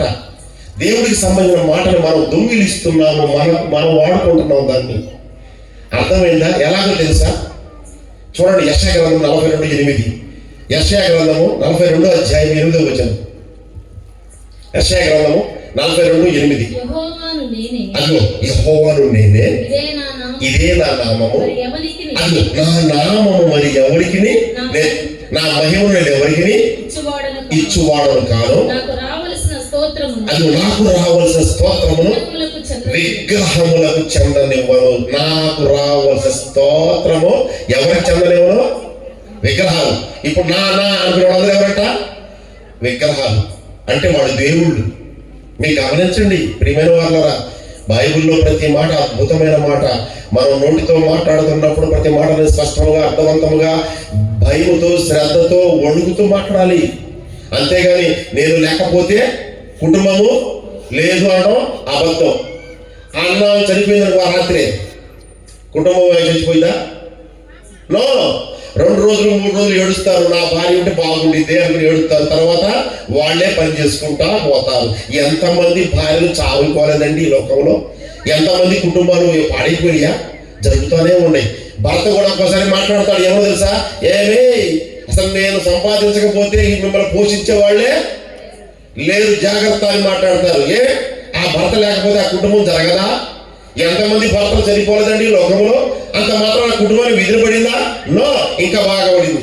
మా చర్చిలో చిరాల్లో ఒక భర్త తాగుబోతు భర్త, ఉద్యోగస్తుడు. ఆయన ఏం చేశాడు తెలుసా? తాగుతా ఉంటాడు, సంపాదిస్తూ ఉంటాడు. పోలీసే ఆయన పోలీసు. ఏ పోలీసు? Fire engine police. చర్చికి వస్తారు వాళ్ళు. ఎలా వస్తారు? ఆయన ప్రాణం పోయే సమయంలో వచ్చాడు చర్చికి. ప్రాణం దేవుడు ఇచ్చాడు. ఇచ్చిన తర్వాత ఆయన ఏమంటాడు అంటే, తాగి మళ్ళీ అవుతాడు. మళ్ళీ నేను లేకపోతే ఈ కుటుంబమే లేదే అంటాడు. ఆయన ఉన్నప్పుడు కుటుంబంలో ఎంత అప్పు ఉందో తెలుసా? నాకు తెలిసి మొత్తం నేనే పాస్టర్ కాబట్టి 7 లక్షలు అప్పు ఉంది ఆ కుటుంబంలో. ఆయన ఉద్యోగం చేస్తున్నప్పుడు వాళ్ళు ఏం చేసేవాళ్ళు తెలుసా? తట్టుకోలేక బజ్జీలు అమ్ముకుంటా ఉండేవాళ్ళు. ఇంటి ముందు బజ్జీలు బండి పెట్టుకుని అమ్ముకుంటా ఉండేవాళ్ళు. ఆయన ఉద్యోగం చేస్తున్నాడు, వాళ్ళు బజ్జీ బండి పెట్టుకున్నారు. 7 లక్షలు అప్పు ఉంది. నాకు తెలుసు, నేను ప్రార్థన చేస్తా ఉంటా. అనుకోకుండా ఆయన దేవుడికి దూరం చచ్చిపోయాడు. ఆయన ఏమైంది తెలుసా? పెన్షన్ వచ్చింది. ఆయన చచ్చిపోయినందుకు కూడా కొడుకు ఉద్యోగం వచ్చింది. మీరు అర్థం చేసుకోండి. బజ్జీలు వచ్చిన అబ్బాయికి ఏమొచ్చింది? ఉద్యోగం వచ్చింది. అర్థమైందా? ఆ 7 లక్షలు అప్పు కట్టేశారు. ఇంకా ఉన్న డబ్బులతో ఒక అపార్ట్మెంట్లో ప్లాట్ కొనుక్కున్నారు. ఇప్పుడు కొడుకు ఉద్యోగం చేస్తున్నాడు, ప్లాట్లో దర్జాగా ఉన్నాడు. అర్థమైన ప్రియమైన వల్ల దేనికి కొదవ లేకుండా ఈ మధ్యకాలంలో తీర్థయాత్ర కూడా తిరుగుతున్నారు భయంకరంగా. బజ్జీ బండి లేదు, పోయింది. ఇప్పుడు ఏం చెప్పండి? ఆయన ఏమన్నాడు? నేను లేకపోతే, నేను సంపాదించకపోతే కుటుంబమే లేదన్నాడు. కానీ దేవుడు అన్నాడు, సార్ నువ్వు లేకపోతే కుటుంబం ఉంది అన్నాడు దేవుడు. ప్రియమైన వాళ్ళ కాబట్టి నేను నా అనే పదము మీ జీవితంలో ఎప్పుడన్నా వస్తే వెంటనే దేవుడు క్షమాపణ చెప్పుకోండి. ఎందుకంటే కామన్గా వచ్చే పదం అది. దొంగిలిస్తున్నాము దేవుడు మహిమను, అతిశయిస్తున్నాము దేవుడికి రాకున్న స్తోత్రాన్ని మనం తీసుకుంటున్నాము. అదే దేవుడు దొంగిలిస్తున్నారు నా మహిమను అని మాట్లాడుతూ ఉన్నారు. పిల్లలు కూడా అంతే. ఏదైనా వస్తువు తెచ్చామనుకో ఇంట్లోకి, పిల్లలు ఏమంటారు? తెలియకుండానే ఇది నాది అని మాట్లాడతారు. పిల్లలు కూడా తెలియకుండానే మాట్లాడతారు. కారణం ఏంటో తెలుసా? దేవుడి గురించి వారికి తెలియదు కాబట్టి సంపూర్ణంగా వాళ్ళు ఆ మాట మాట్లాడతారు. అందుకని నేను మీకు స్పష్టంగా చెప్తున్నా, జీవపు డంబం అంటే మరేదో కాదు, గొప్ప డంబాల మరి కాదు. ఇక్కడ దేవుడికి రావాల్సిన మహిమను మనము తీసుకున్నట్లయితే అది దొంగతనం అవుతుంది. దేవుడి యొక్క మహిమను మనం దొంగిలిస్తే దేవుడు మనం నిర్దోషిగా ఎంచడం. ప్రియమైన వాళ్ళరా, అర్థమైందా? దేవుడు రోషం కలిగిన దేవుడు. ఆయనకి రావాల్సిన స్తోత్రం మహిమను మానవుడికి ఇవ్వడు. ఇస్తే ఆయన దేవుడే కాదు. అందుకని జాగ్రత్తగా ఉండాలి. జీవపు డంబముతో మాట్లాడుతున్నాడు ఈ ధనవంతుడు. ఏమన్నాడు తెలుసా? పంట వేసిన తర్వాత ఈ పంట అంతా నా ద్వారా పండింది, నేను పండించాను అని మాట్లాడుతుంటే, ఏమండి వర్షం ఆయన కురిపించాడా? సూర్యరశ్మి ఆయన ఇచ్చాడా? భూమి లోపల నుండి ఆవిరి ఆయన లేవ చేశాడా? చెప్పండి ప్రియమైన వాళ్ళారా. మత్తయి సువార్త 5వ అధ్యాయం 45వ వచనం ఏమి చెబుతుంది? చదవండి. మత్తయి సువార్త 5వ అధ్యాయం 45వ వచనం చదవండి. ఏమి చెబుతుందో? ఆయన చెడ్డవారి మీదను మంచి వారి మీదను తన సూర్యుని ఉదయింపజేసి నీతిమంతుల మీదను అనీతిమంతుల మీదను వర్షము కురిపించుతున్నాడు. నా ప్రియమైన వాళ్ళారా, ఈ భూమి మీద మానవులందరూ, వాళ్ళు మంచి వాళ్ళు కానీ చెడ్డవాళ్ళు కానీ, మానవులందరినీ పోషిస్తున్నది దేవాది దేవుడైన సృష్టికర్త అయిన యేసు క్రీస్తుని బైబిల్ స్పష్టంగా చెబుతా ఉంటే, ఆయన అయ్యా నాకింత గొప్ప పంట పండించావయ్యా, నీకు స్తోత్రం అయ్యా అని దేవుణ్ణి స్తుతించకుండా, నా ప్రాణమా తినుము త్రాగుము సుఖించుము సంతోషించుము, ఇది నీ కొరకు నేను సంపాదించాలని ప్రాణానికి ఆయన ఏమిస్తున్నాడు తెలుసా? అతిశయిస్తున్నాడు. ప్రాణాన్ని గొప్పగా చూస్తున్నాడు, తర్వాత అనే గొప్పగా చూస్తున్నాడు. దేవుడు రావుల ఘనత ఈ మానవుడు దొంగిలించాడు కాబట్టి పాపము. నేను మనము కూడా ఈ లోకంలో అనేక మంది, నేను సంపాదిస్తున్నాను, నేను ఇల్లు కట్టాను, నేను ఇదంతా నాది అంతే. కోడి కూడా అట్లాగే మాట్లాడింది. కోడి ఏం కోడి? పొద్దున్నే కుక్కురుకో అని కూసే కోడి ఏమన్నా తెలుసా? నేను కూయకపోతే తెల్లారదు అని చెప్పిందంట. అర్థమైందా నా ప్రియమైన వాళ్ళారా? ఇది రమేష్ లాంటి ఒక వ్యక్తి అన్నాడంట ఆ మాట. ఎవరు రమేష్? నిజమైన దేవుడు ఎవరో తెలిసిన వ్యక్తి కాబట్టి ఆయన ఎన్నాడంటే మాట, ఓహో కోడి నువ్వు కుయ్యకపోతే తెల్లవారు కాదా, చూస్తా ఈ రాత్రి నీ సంగతి అని చెప్పని దాన్ని కప్పేశాడంట. కప్పేసిన తర్వాత 4 కాకముందు దాన్ని తీసి గొంతు కోసాడంట. ఏం చేశాడు? 4 కాకముందు దాన్ని గొంతు కోసేశాడంట. అర్థమైందా నీకు? ఇప్పుడు కోడి కుయ్యలా తెల్లారిందా లేదా? తెల్లారిందా లేదా? అంతే ప్రియమైన వాళ్ళారా, మనం ఉన్నా లేకపోయినా తెల్లవారుతుంది, రాత్రి కూడా అవుతుంది. అదంతా మన గొప్పని మనం ఎప్పుడు కూడా అనుకోకూడదు. దేవుడికి రావాల్సిన గొప్పతనాన్ని మనము పొందకూడదు. బైబిల్ చెబుతుంది అన్నమాట. దాన్ని పాపం కింద దేవుడు లెక్కించాడు. అర్థమైందా నా ప్రియమైన వాళ్ళ? అది లోకం అంటే. లోకం అంటే ఏదో కాదు, ఇదే లోకం అంటే. అసూయ, మత్సరము, క్రోధము, వ్యభిచారపు ఆలోచన, మోహపు చూపు, దొంగతనము, అబద్ధం ఆడటము, ఇతరుల యొక్క వారిని ఆశించడము. అర్థమైందా? నేను లేకపోతే ఏమీ లేదు అని అతిశయించడమే లోకము. ఈ లోకము ప్రేమించిన వాడు దేవుణ్ణి ప్రేమించలేడు, దేవుణ్ణి ఎరగాడు. కాబట్టి దేవుడంటే అపోహలు, దేవుడంటే తెలియనితనము, దేవుడంటే తక్కువతనము. నా ప్రియమైన వారు, అందుకే బైబిల్లో ఉన్న దేవుడు ఎవరో ఈ రాత్రికాల సమయంలో తెలియజేయడానికి ఇష్టపడతా ఉన్నాడు. దేవుడు నేనే, నేను తప్ప వేరొక దేవుడు లేడు అని స్పష్టంగా మాట్లాడుతున్న ఈ దేవుడు ఈ పాపములో ఉన్న మానవులను, ఈ అవివేకులైన మానవులను ఏమి చేశాడో తెలుసా ప్రియమైన వాళ్ళారా? ఆయన ఒక రాయించి పెట్టాడు బైబిల్లో.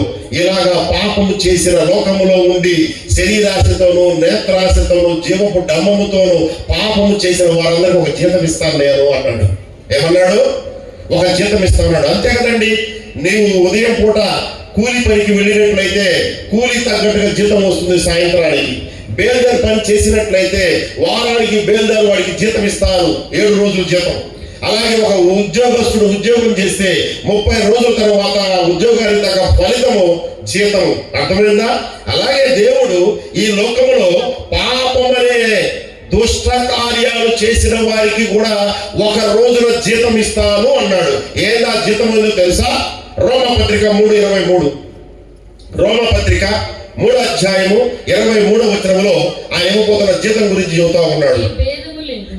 రోమపత్రిక 3:23 చదవమ్మా. 23 చదవమ్మా. ముందు ఏలయనగా పాపము వల్ల వచ్చు జీతము.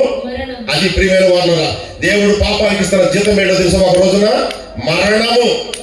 మీరు అనుకోవచ్చు, అయ్యా ఈ రోజు చచ్చిపోతే రేపటికి ఒక 2వ రోజు, ఎల్లుండికి 3వ రోజు అని మనం భ్రమిస్తున్నాము. నా ప్రియమైన వాళ్ళరా, భ్రమించడానికి అవకాశమే లేదు. మరణం తర్వాత జీవము ఉన్నది, జీవితము. మరణం తర్వాతే అసలైన జీవితం ఉన్నదని బైబిల్ చెబుతా ఉన్నది. బైబిలే కాదండి, ఈ ప్రపంచంలో అనేక మతాలు చెబుతున్న మాట కూడా అదే. ఏమని?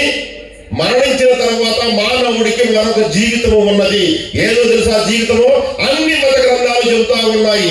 నరకము లేక స్వర్గము. అదే బైబిల్ చెబుతుంది పరలోకము. అర్థమైందా? స్వర్గమన్నా పరలోకమన్నా ఒకటే. అయితే నరకం అయితే అందరూ ఒకటే చెబుతున్నారు, అన్ని మత గ్రంథాలు ఒకటే చెబుతున్నాయి, ఈవెన్ బైబిల్ తో సహా. ఏమని? మరణించిన తర్వాత మానవుడికి నరకం ఉన్నది ఏం చెబుతా ఉన్నది. నరకం అంటే ఏంటో తెలుసా ప్రియమైన వాళ్ళారా? మేము మంచి పనులు చేశాము కాబట్టి మాకు స్వర్గం వస్తుంది లేదా పరలోకం వస్తుంది అని ఎవరు అనుకుంటే భ్రమ. దేవుడు చెప్తానే ఉన్నాడు ఇప్పుడే. శరీరస్థ పాపం చేశారు, నేత్రాస్థ పాపం చేశారు, జీవపు డమ్మముతో పాపము చేశారు కాబట్టి మానవుడు పాపము చేశాడు కాబట్టి మానవుడు పాపి. పాపి కలిగిన మానవుడికి దేవుడిచ్చే జీతం ఏంటో తెలుసా? మరణము. ఆ మరణానికి దేవుడిచ్చే అతి భయంకరమైన పరిస్థితి ఏంటంటే నరకము. కానీ చాలా మంది అంటున్నారు, పాస్టర్ గారు బైబిల్లో చెప్పిన ఆ 3 పాపాలు మేము చేయలేదండి అని మాట్లాడుతూ ఉన్నారు చాలా మంది. మరి అలాంటి వాళ్ళకి దేవుడు ఇంకో మాట చెబుతా ఉన్నాడు. ఏమో తెలుసా? అద్భుతంగా చెబుతున్నాడండి దేవుడు. ఏమని? కీర్తన గ్రంథంలోని 14వ కీర్తన 2వ వచనం. కీర్తన గ్రంథంలోని 14వ కీర్తన 2వ వచనంలో దేవుడు అద్భుతంగా చెబుతా ఉన్నాడు. వివేకము కలిగి దేవుని వెతుకువారు కలరేమో అని దేవుడు ఆకాశము నుండి చూచుచున్నాడు, నరులను పరిశీలించుచున్నాడు. వారందరూ కూడా దారి తొలగి బొత్తిగా చెడి ఉన్నారు. మేలు చేయవాడు ఎవరు లేడు ప్రియమైన వాళ్ళారా. అది ఫైనల్ స్టేట్మెంట్. ఒక్కడైనను లేడు, మేలు చేసేవాడు ఒక్కడు లేడు. బైబిల్ గ్రంథం ప్రకారంగా అందరూ పాపము చేశారు, అందరూ తప్పు చేశారు. అందరికీ దేవుడు ఒక జీతం ఇస్తాడు. అది మరణము. అది ఇలా మనం చదువుతున్నాం. ఎవరికి? ఆడవాళ్ళకైనా మగవాళ్ళకైనా. ఇది రోమా 3:23. ఏ భేదము లేదు, అందరూ పాపము చేసి దేవుడు అనుగ్రహించు మహిమను. అది ప్రియమైన వాళ్ళరా, ఈ ప్రపంచంలో ఏ మతానికి సంబంధం లేదు, ప్రజలకే సంబంధం దేవుడు. ఏ కులానికి సంబంధం లేదు, దేవుడు ప్రజలకే దేవుడు. అర్థమైందా ప్రియమైన వాళ్ళారా? యేసుక్రీస్తు కులానికి సంబంధించిన దేవుడు కాదు, యేసుక్రీస్తు మతానికి సంబంధించిన దేవుడు కాదు, యేసుక్రీస్తు ప్రాంతానికి సంబంధించిన దేవుడు కాదు. ఆయన ప్రజలకు మాత్రమే దేవుడు అని బైబిల్ చెప్తా ఉన్నది. కాబట్టి ఆ ప్రజలందరూ కూడా ఆయన సృష్టించిన మనుషులే అని బైబిల్ చెబుతా ఉన్నది. మరి ఏమయ్యారు ఈ ప్రజలందరూ? పాపం చేశారు, దానికి తగ్గట్టుగా ప్రతిఫలాన్ని పొందబోతున్నారు, మరణం అనే ప్రతిఫలాన్ని. ఆ మరణం చాలా భయంకరంగా ఉండబోతుంది. ఎలా ఉండబోతుందో తెలుసా? అది చెబితే తడుచుకోవాలి ప్రియమైన వాళ్ళరా, అది చెబితే మనం తట్టుకోలేము నా ప్రియమైన వాళ్ళరా. ఆ మరణం ఎంత భయంకరంగా ఉండితో 2-3 మాటలు చూసిన తర్వాత మనం వేరే ఒక్క భాగంలోకి వెళదాం. మొదటిగా ఆ మరణం ఎంత భయంకరంగా ఉండితో తెలుసా? చదవండి. మార్కు సువార్త 9వ అధ్యాయం 48వ వచనం. మార్కు సువార్త 9వ అధ్యాయం 48వ వచనం. నరకమున వారి పురుగు చావదు. గమనించండి, మొట్టమొదటి మాట ఏదో తెలుసా? నరకములో పడిన మానవుడి యొక్క పురుగు అన్నాడు. వారి పురుగు చావదు, అగ్ని. పురుగు ఏంటండి? మానవుడు కదా నరకంలో పడాల్సింది. పురుగు ఏంటి అంటే, పాపం చేసిన మానవుడిని దేవుడు ఏమంటున్నాడు తెలుసా? పురుగు అని సంబోధిస్తున్నాడు. నా ప్రియమైన వాళ్ళరా, తేటగా చెప్పాడు బైబిల్లో ఆ మాట కూడా. బైబిల్లో అద్భుతంగా చెప్పాడు ఆ మాట. యోబు గ్రంథము 25వ అధ్యాయం 6వ వచనంలో పాపం చేసిన మానవుడికి దేవుడు ఇచ్చిన బిరుదు ఏంటి తెలుసా? పురుగు. చదవండి బైబిల్లో యోబు 25:6.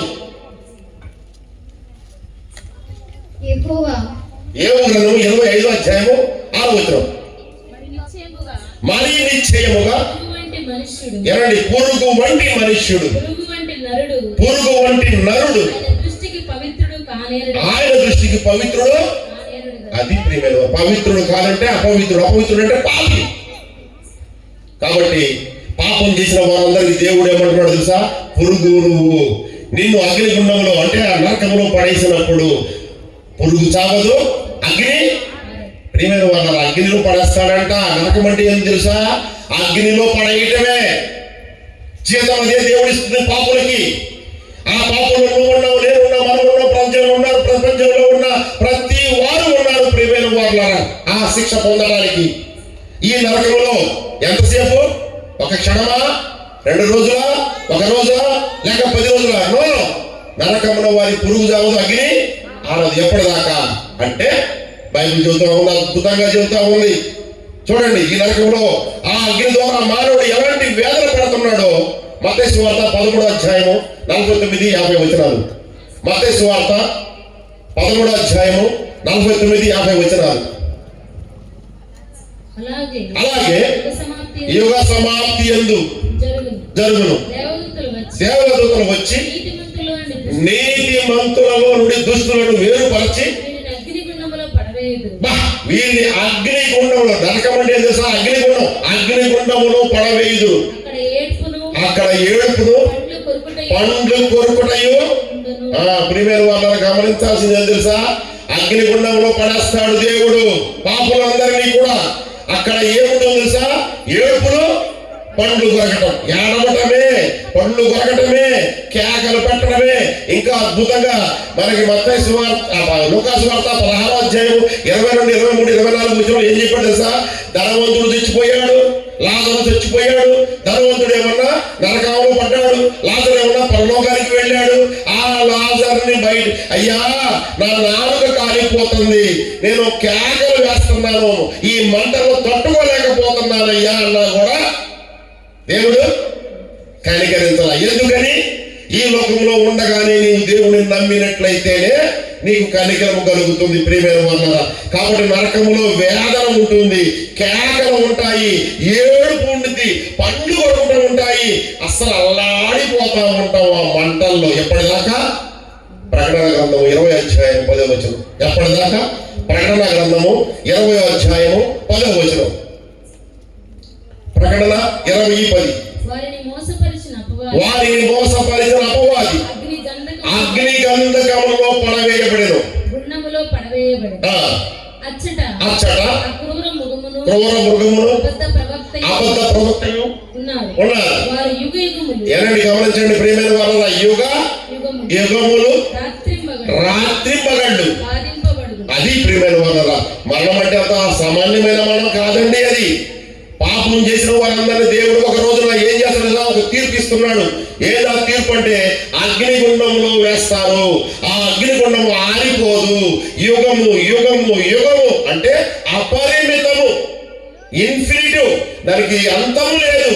యుగ యుగాలు రాత్రి పగలు ఏడవటమే, రాత్రి పగలు పళ్ళు కొట్టడమే, రాత్రి పగలు కేకలు వేయటమే, రాత్రి పగలు వేదన పడటమే, రాత్రి పగలు మంటల్లో మాడిపోవటమే గాని చావము. అలాంటి భయంకరమైన మరణము మనం పొందబోతుండగా, అలాంటి భయంకరమైన మనం పొందబోతుండగా కేకలు వేస్తున్నారు ప్రజలందరూ. అయ్యో, ఈ మడ బాధల నుండి మనం విడిపించేది ఎవరంటే దేవతలు అనబడిన వారు, దేవుడు అనబడిన వారు ఎవరు కూడా విడిపించడానికి ముందుకు రావడంలా. ఎందుకని?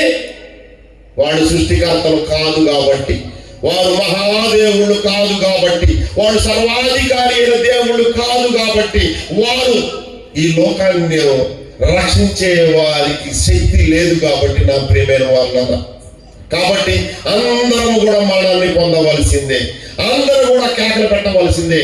అలాంటి సమయంలో, అలాంటి పరిస్థితుల్లో ఉన్న మానవులను ఓదార్చడానికి, అలాంటి పరిస్థితుల్లో ఉన్న మానవులను ఒక తల్లిలాగా, ఒక తండ్రిలాగా ఆదరించడానికి లోకానికి రావడానికి ఇష్టపడ్డాడు దేవాది దేవుడైన సృష్టికర్త అయిన యేసుక్రీస్తు ప్రభువారు. ఆయన మాత్రమే ఎందుకు రావాలని ఇష్టపడ్డారు ప్రియమైన వాళ్ళారా అంటే, ఈ లోకంలో దేవుళ్ళు దేవతలు అనబడిన వారు ఏమంటున్నారో తెలుసా?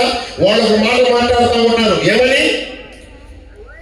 పాపం చేసిన వాడిని శిక్షించాల్సిందే, మంచి వాడిని రక్షించాల్సిందే. ఇది వాళ్ళ స్లోగన్.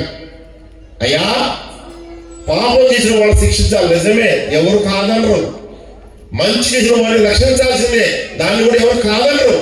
అసలు మంచి చేసిన వాళ్ళు ఎవరయ్యా భూలోకంలో అంటే బైబిల్ చదువుతుంది ఒక్కడు కూడా లేనే లేదు. అందుకనే ఈ మాట మనం చూసినప్పుడు ప్రసంగి గ్రంథం 7:29 మాట అద్భుతంగా ఉంటుంది. ఏమని? పాపము చేయక మేలు చేయుచుండు నీతిమంతుడు భూమి మీద ఒక్కడైనను లేడని బైబిల్ స్పష్టంగా చెబుతుంది నా ప్రియమైన వాళ్ళ. కాబట్టి అందరూ నరకానికి పోవాల్సిందే బైబిల్ ప్రకారంగా. ఒక బైబిలే కాదు, ఏ మత గ్రంథంలో అయినా సరే తప్పు చేసిన వారు, పాపం చేసిన వారు పోవాల్సింది నరకానికే. అలాంటి నరకానికి పోవాల్సిన మనమందరము కూడా ఈ రోజున అద్భుతమైన పండగ జరుపుకోవడానికి రేపు సిద్ధంగా ఉన్నాము. ఏ పండగ? ఈస్టర్ పండగ. దానికి కారణం తెలుసా? నిన్ను నన్ను సృష్టించిన సృష్టికర్త మనకు తండ్రిగా ఉన్నాడు. నిన్ను నన్ను సృష్టించిన దేవుడు మనల్ని ప్రేమిస్తున్నాడు అనే విషయాన్ని బైబిల్ చెబుతా ఉన్నది. ఎందుకని? పాపం ద్వారా ఈ మానవులందరూ చనిపోవడం ఆయనకి ఇష్టం లేదు. పాపం ద్వారా ఈ మానవులందరూ నరకానికి పోవడం ఆయనకి ఇష్టం లేదు. ఎందుకనో ఆయన అద్భుతంగా చెబుతా ఉన్నాడు బైబిల్లో. యెషయా గ్రంథము 57వ అధ్యాయము 16వ వచనం. యెషయా గ్రంథము 57వ అధ్యాయము 16వ వచనంలో ఈ సృష్టికర్త ఏమంటున్నాడో చూడండి ప్రియమైన వాళ్ళారా. 7:16. నేను నిత్యము పోరాడువాడను కాను, ఎల్లప్పుడూ కోపించువాడను కాను. అలాగే నేను ఉన్నట్లయితే నా మూలముగా జీవాత్మ క్షీణించును, నేను పుట్టించిన నరులు. అది ప్రియమైన వాళ్ళ, నేను పుట్టించిన నరులు. అద్భుతమైన దేవుడు కదండి. గుర్తు చేసుకుంటున్నాడు, అయ్యో నేను పుట్టించిన బిడ్డలే కదా వీళ్ళందరూ కూడా, వీళ్ళందరినీ చంపడం, ఆ నరకానికి పంపించడం నాకు ఇష్టము లేదు అంటున్నాడండి. ఎందుకో తెలుసా? ఆ దేవుళ్ళు ఒక అద్భుతమైన లక్షణం ఉందండి. ఏ లక్షణం అంటే, యోహాను రాసిన మొదటి పత్రిక 4వ అధ్యాయం 8వ వచనం. యోహాను రాసిన మొదటి పత్రిక 4వ అధ్యాయం 8వ వచనం. ఆయన ఒక గొప్ప లక్షణం ఉందండి సృష్టికర్త. అదండి ప్రియమైన వాళ్ళారా, దేవుడు ప్రేమ స్వరూపి. దేవుడు ఎవరో తెలుసండి? ఈ యేసుక్రీస్తు ప్రభువారు మామూలు దేవుడు కాదండి, ప్రేమ స్వరూపి. ఆయన ఆకారం అంతా ప్రేమతో నింపబడిపోయిందండి. మానవులందరూ నశించుకోవడానికి ఇష్టం లేక సృష్టించిన సృష్టికర్త మానవులను ప్రేమిస్తున్నాడు. ఆయన ప్రేమిస్తున్నాడండి. ఆయన ప్రేమ ఎంతో ఎలాంటిదో తెలుసా ప్రియమైన వాళ్ళారా? ఆయన ప్రేమ పేతురు రాసిన మొదటి పత్రిక 4వ అధ్యాయం 8వ వచనంలో చెబుతా ఉన్నాడు. పేతురు రాసిన మొదటి పత్రిక 4వ అధ్యాయం 8వ వచనం చదువుతున్నాడు. ఆయన ప్రేమ ఎంత గొప్పదో. ప్రేమ అది ప్రియమైన వారు. ఆయన ప్రేమ ఏంటో తెలుసా? మానవుడు చేసిన అనేక పాపాలు. ఏంటి అనేక పాపాలు? మానవుడు చేసిన శరీర పాపాలు, మానవుడు చేసిన నేత్రంతో కాళ్ళతో పాపాలు, మానవుడు చేసిన జీవపు డంబముతో పాపాలు, అనేక పాపాలన్నిటిని కూడా ఆయన ప్రేమ కప్పివేస్తున్నది ప్రియమైన వాళ్ళ. అంత మాత్రమున దేవుడు మానవుడు చేసిన పాపములకు శిక్ష వేయకుండా ఉంటాడా? అయితే శిక్ష వేయకపోతే ఆయన దేవుడే కాడు. అర్థమైందా ప్రియమైన వాళ్ళరా? శిక్ష వేయాల్సిందే. మానవుడు చేసిన తప్పుకు శిక్ష వేయాల్సిందే, మానవుడు చేసిన పాపానికి శిక్ష వేయాల్సిందే. కానీ ఈయన ప్రేమ కలిగిన దేవుడు. ఈ లోకంలో తల్లిదండ్రులు తమ పిల్లలు తప్పు చేస్తే చంపరు. ఏం చేస్తారు? తప్పు చేస్తే వాళ్ళని తప్పు చెయ్యొద్దని హత్తుకుంటారు. వాళ్ళ తప్పును వాళ్ళ తల్లిదండ్రుల పైన వేసుకునే ఈ మానవులు ఆ దేవుడి యొక్క ప్రేమను గుర్తించలేకపోతున్నారు నా ప్రియమైన వాళ్ళ. ఆయన ప్రేమ ఏంటో తెలుసా? ఈ మానవులు చేసిన పాపం అంతా కూడా తన మీద వేసుకోవడానికి ఇష్టపడ్డాడు. ఎందుకని? ఈ మానవులందరూ అంటే ఆయనకి ఇష్టం. ఎందుకు? ఆయన సృష్టించిన బిడ్డలు కాబట్టి ఆయన ఇష్టపడుతున్నాడు. అందుకని ఆయన ఏం చేస్తున్నాడో తెలుసా ప్రియమైన వాళ్ళరా? 86వ కీర్తనలో నుండి 86వ కీర్తన 3వ వచనం చదవండి. ఏమంటున్నాడు మానవుల కొరకు? 5వ వచనం. 86వ కీర్తన 5వ వచనం. ప్రభువా, వినండి జాగ్రత్తగా. ప్రభువా, నీవు దయాళుడవు, క్షమించుటకు సిద్ధమైన మనసు గలవాడవు. అద్భుతమండి ప్రియమైన వాళ్ళరా. యేసు ప్రభు ఎలాంటి దేవుడు తెలుసా? పాపము చేసిన మానవులను క్షమించడానికి సిద్ధముగా ఉన్నాడు. అందుకనే ఆయన ఈ లోకానికి ఎలా వచ్చాడో తెలుసా ప్రియమైన వాళ్ళరా? దేవాది దేవుడు, సర్వాధికారి అయిన దేవుడు, సృష్టికర్త అయిన దేవుడు, ఆయనను చూచి భరించలేని దేవుడు, ఆయన చూడలేని వాడు మానవుడు. అలాంటి మానవులను రక్షించడానికి ఆయన ఈ లోకానికి రావడానికి ఇష్టపడ్డాడు. అది కూడా ఒక కారణం ఉన్నది. ఏందా కారణం తెలుసా? పాపములో నుండి మానవులను రక్షించాలంటే పవిత్రమైన పుణ్య రక్తము చిందించబడాలి ప్రియమైన వాళ్ళారా. పరిశుద్ధమైన దేవుడు, పరిశుద్ధమైన మానవుడు ఈ లోకంలో మనుషుల యొక్క పాపాన్ని క్షమించడానికి మరణించాలి. కానీ ఈ లోకంలో ఏ మానవుడు కూడా పరిశుద్ధుడుగా లేడు. ఏ మానవుని రక్తం కూడా పరిశుద్ధంగా లేదు. అందుకని సృష్టించిన సృష్టికర్త ఆలోచించాడు, ప్రేమించాడు, కృప చూపించాడు, దయ చూపించాడు. ఈ మానవం రక్షించడానికి పూనుకున్నాడు. ఎలాగ పూనుకున్నాడో తెలుసా నా ప్రియమైన వాళ్ళారా? అద్భుతమైన దేవుడండి ఈ దేవుడు. మానవ పాపాన్ని పరిహరించడానికి లోకానికి తన దైవ శక్తిని విడిచిపెట్టి, తన దైవత్వాన్ని విడిచిపెట్టి ఈ లోకానికి శరీరముతో కూడి రక్త మాంసములతో కూడి రావడానికి ఇష్టపడ్డాడు. ఎందుకని? ఈ లోకంలో ఉన్న ప్రతి మత గ్రంథములో ఉన్న ప్రతి విషయం చెబుతుంది. పాపము పాపం నుంచి విడిపించబడాలంటే, పాపము నుంచి విమోచన పొందాలంటే పవిత్రమైన పుణ్య రక్తము చిందించబడాలి అని ప్రతి మత గ్రంథము చెబుతుంది. బైబిల్ గ్రంథము కూడా చెబుతుంది. హెబ్రీ రాసిన పత్రిక 9వ అధ్యాయం 22వ వచనంలో ఈ మాట ఉంటుంది. చదవండి. హెబ్రీ రాసిన పత్రిక 9:22. మరియు ధర్మశాస్త్ర ప్రకారము సమస్త వస్తువులను రక్తము చేత శుద్ధి చేయబడునని, రక్తము చిందింపకుండా అది ప్రియమైన వాళ్ళు. రక్తము చిందించకుండా పాప క్షమాపణ కలగదు అని బైబిలే కాదు, అన్ని మత గ్రంథాలు చెబుతూ, అన్ని మత గ్రంథాల్లో రక్తం ఏ విధంగా చిందిస్తున్నాయో తెలుసా? గొర్రెల రక్తము, మేకల రక్తము, కోడి పుంజుల రక్తముతో పాపాన్ని పరిహరించవచ్చు అనుకుంటున్నారు. కానీ గొర్రెలు నశించిపోతాయి, మేకలు నశించిపోతాయి, కోడి పుంజులు నశించిపోతాయి. ఆ రక్తము మానవ పాపాన్ని ఎలా తీసివేస్తుంది అని బైబిల్ చెబుతుంది. చూడండి, హెబ్రీ 10:4. హెబ్రీ రాసిన పత్రిక 10వ అధ్యాయం 4వ వచనం. త్వరగా. ఏలయనగా ఎడ్ల యొక్కయు మేకల యొక్కయు రక్తము అది ప్రియమైన వారు. ఎడ్ల యొక్క రక్తము, మేకల యొక్క రక్తము పాపమును తీసివేయుట అసాధ్యము. అంటే మానవుడికి పాప క్షమాపణ లేనే లేదు. మానవుడు తప్పనిసరిగా నరకానికి పోవాల్సిందే.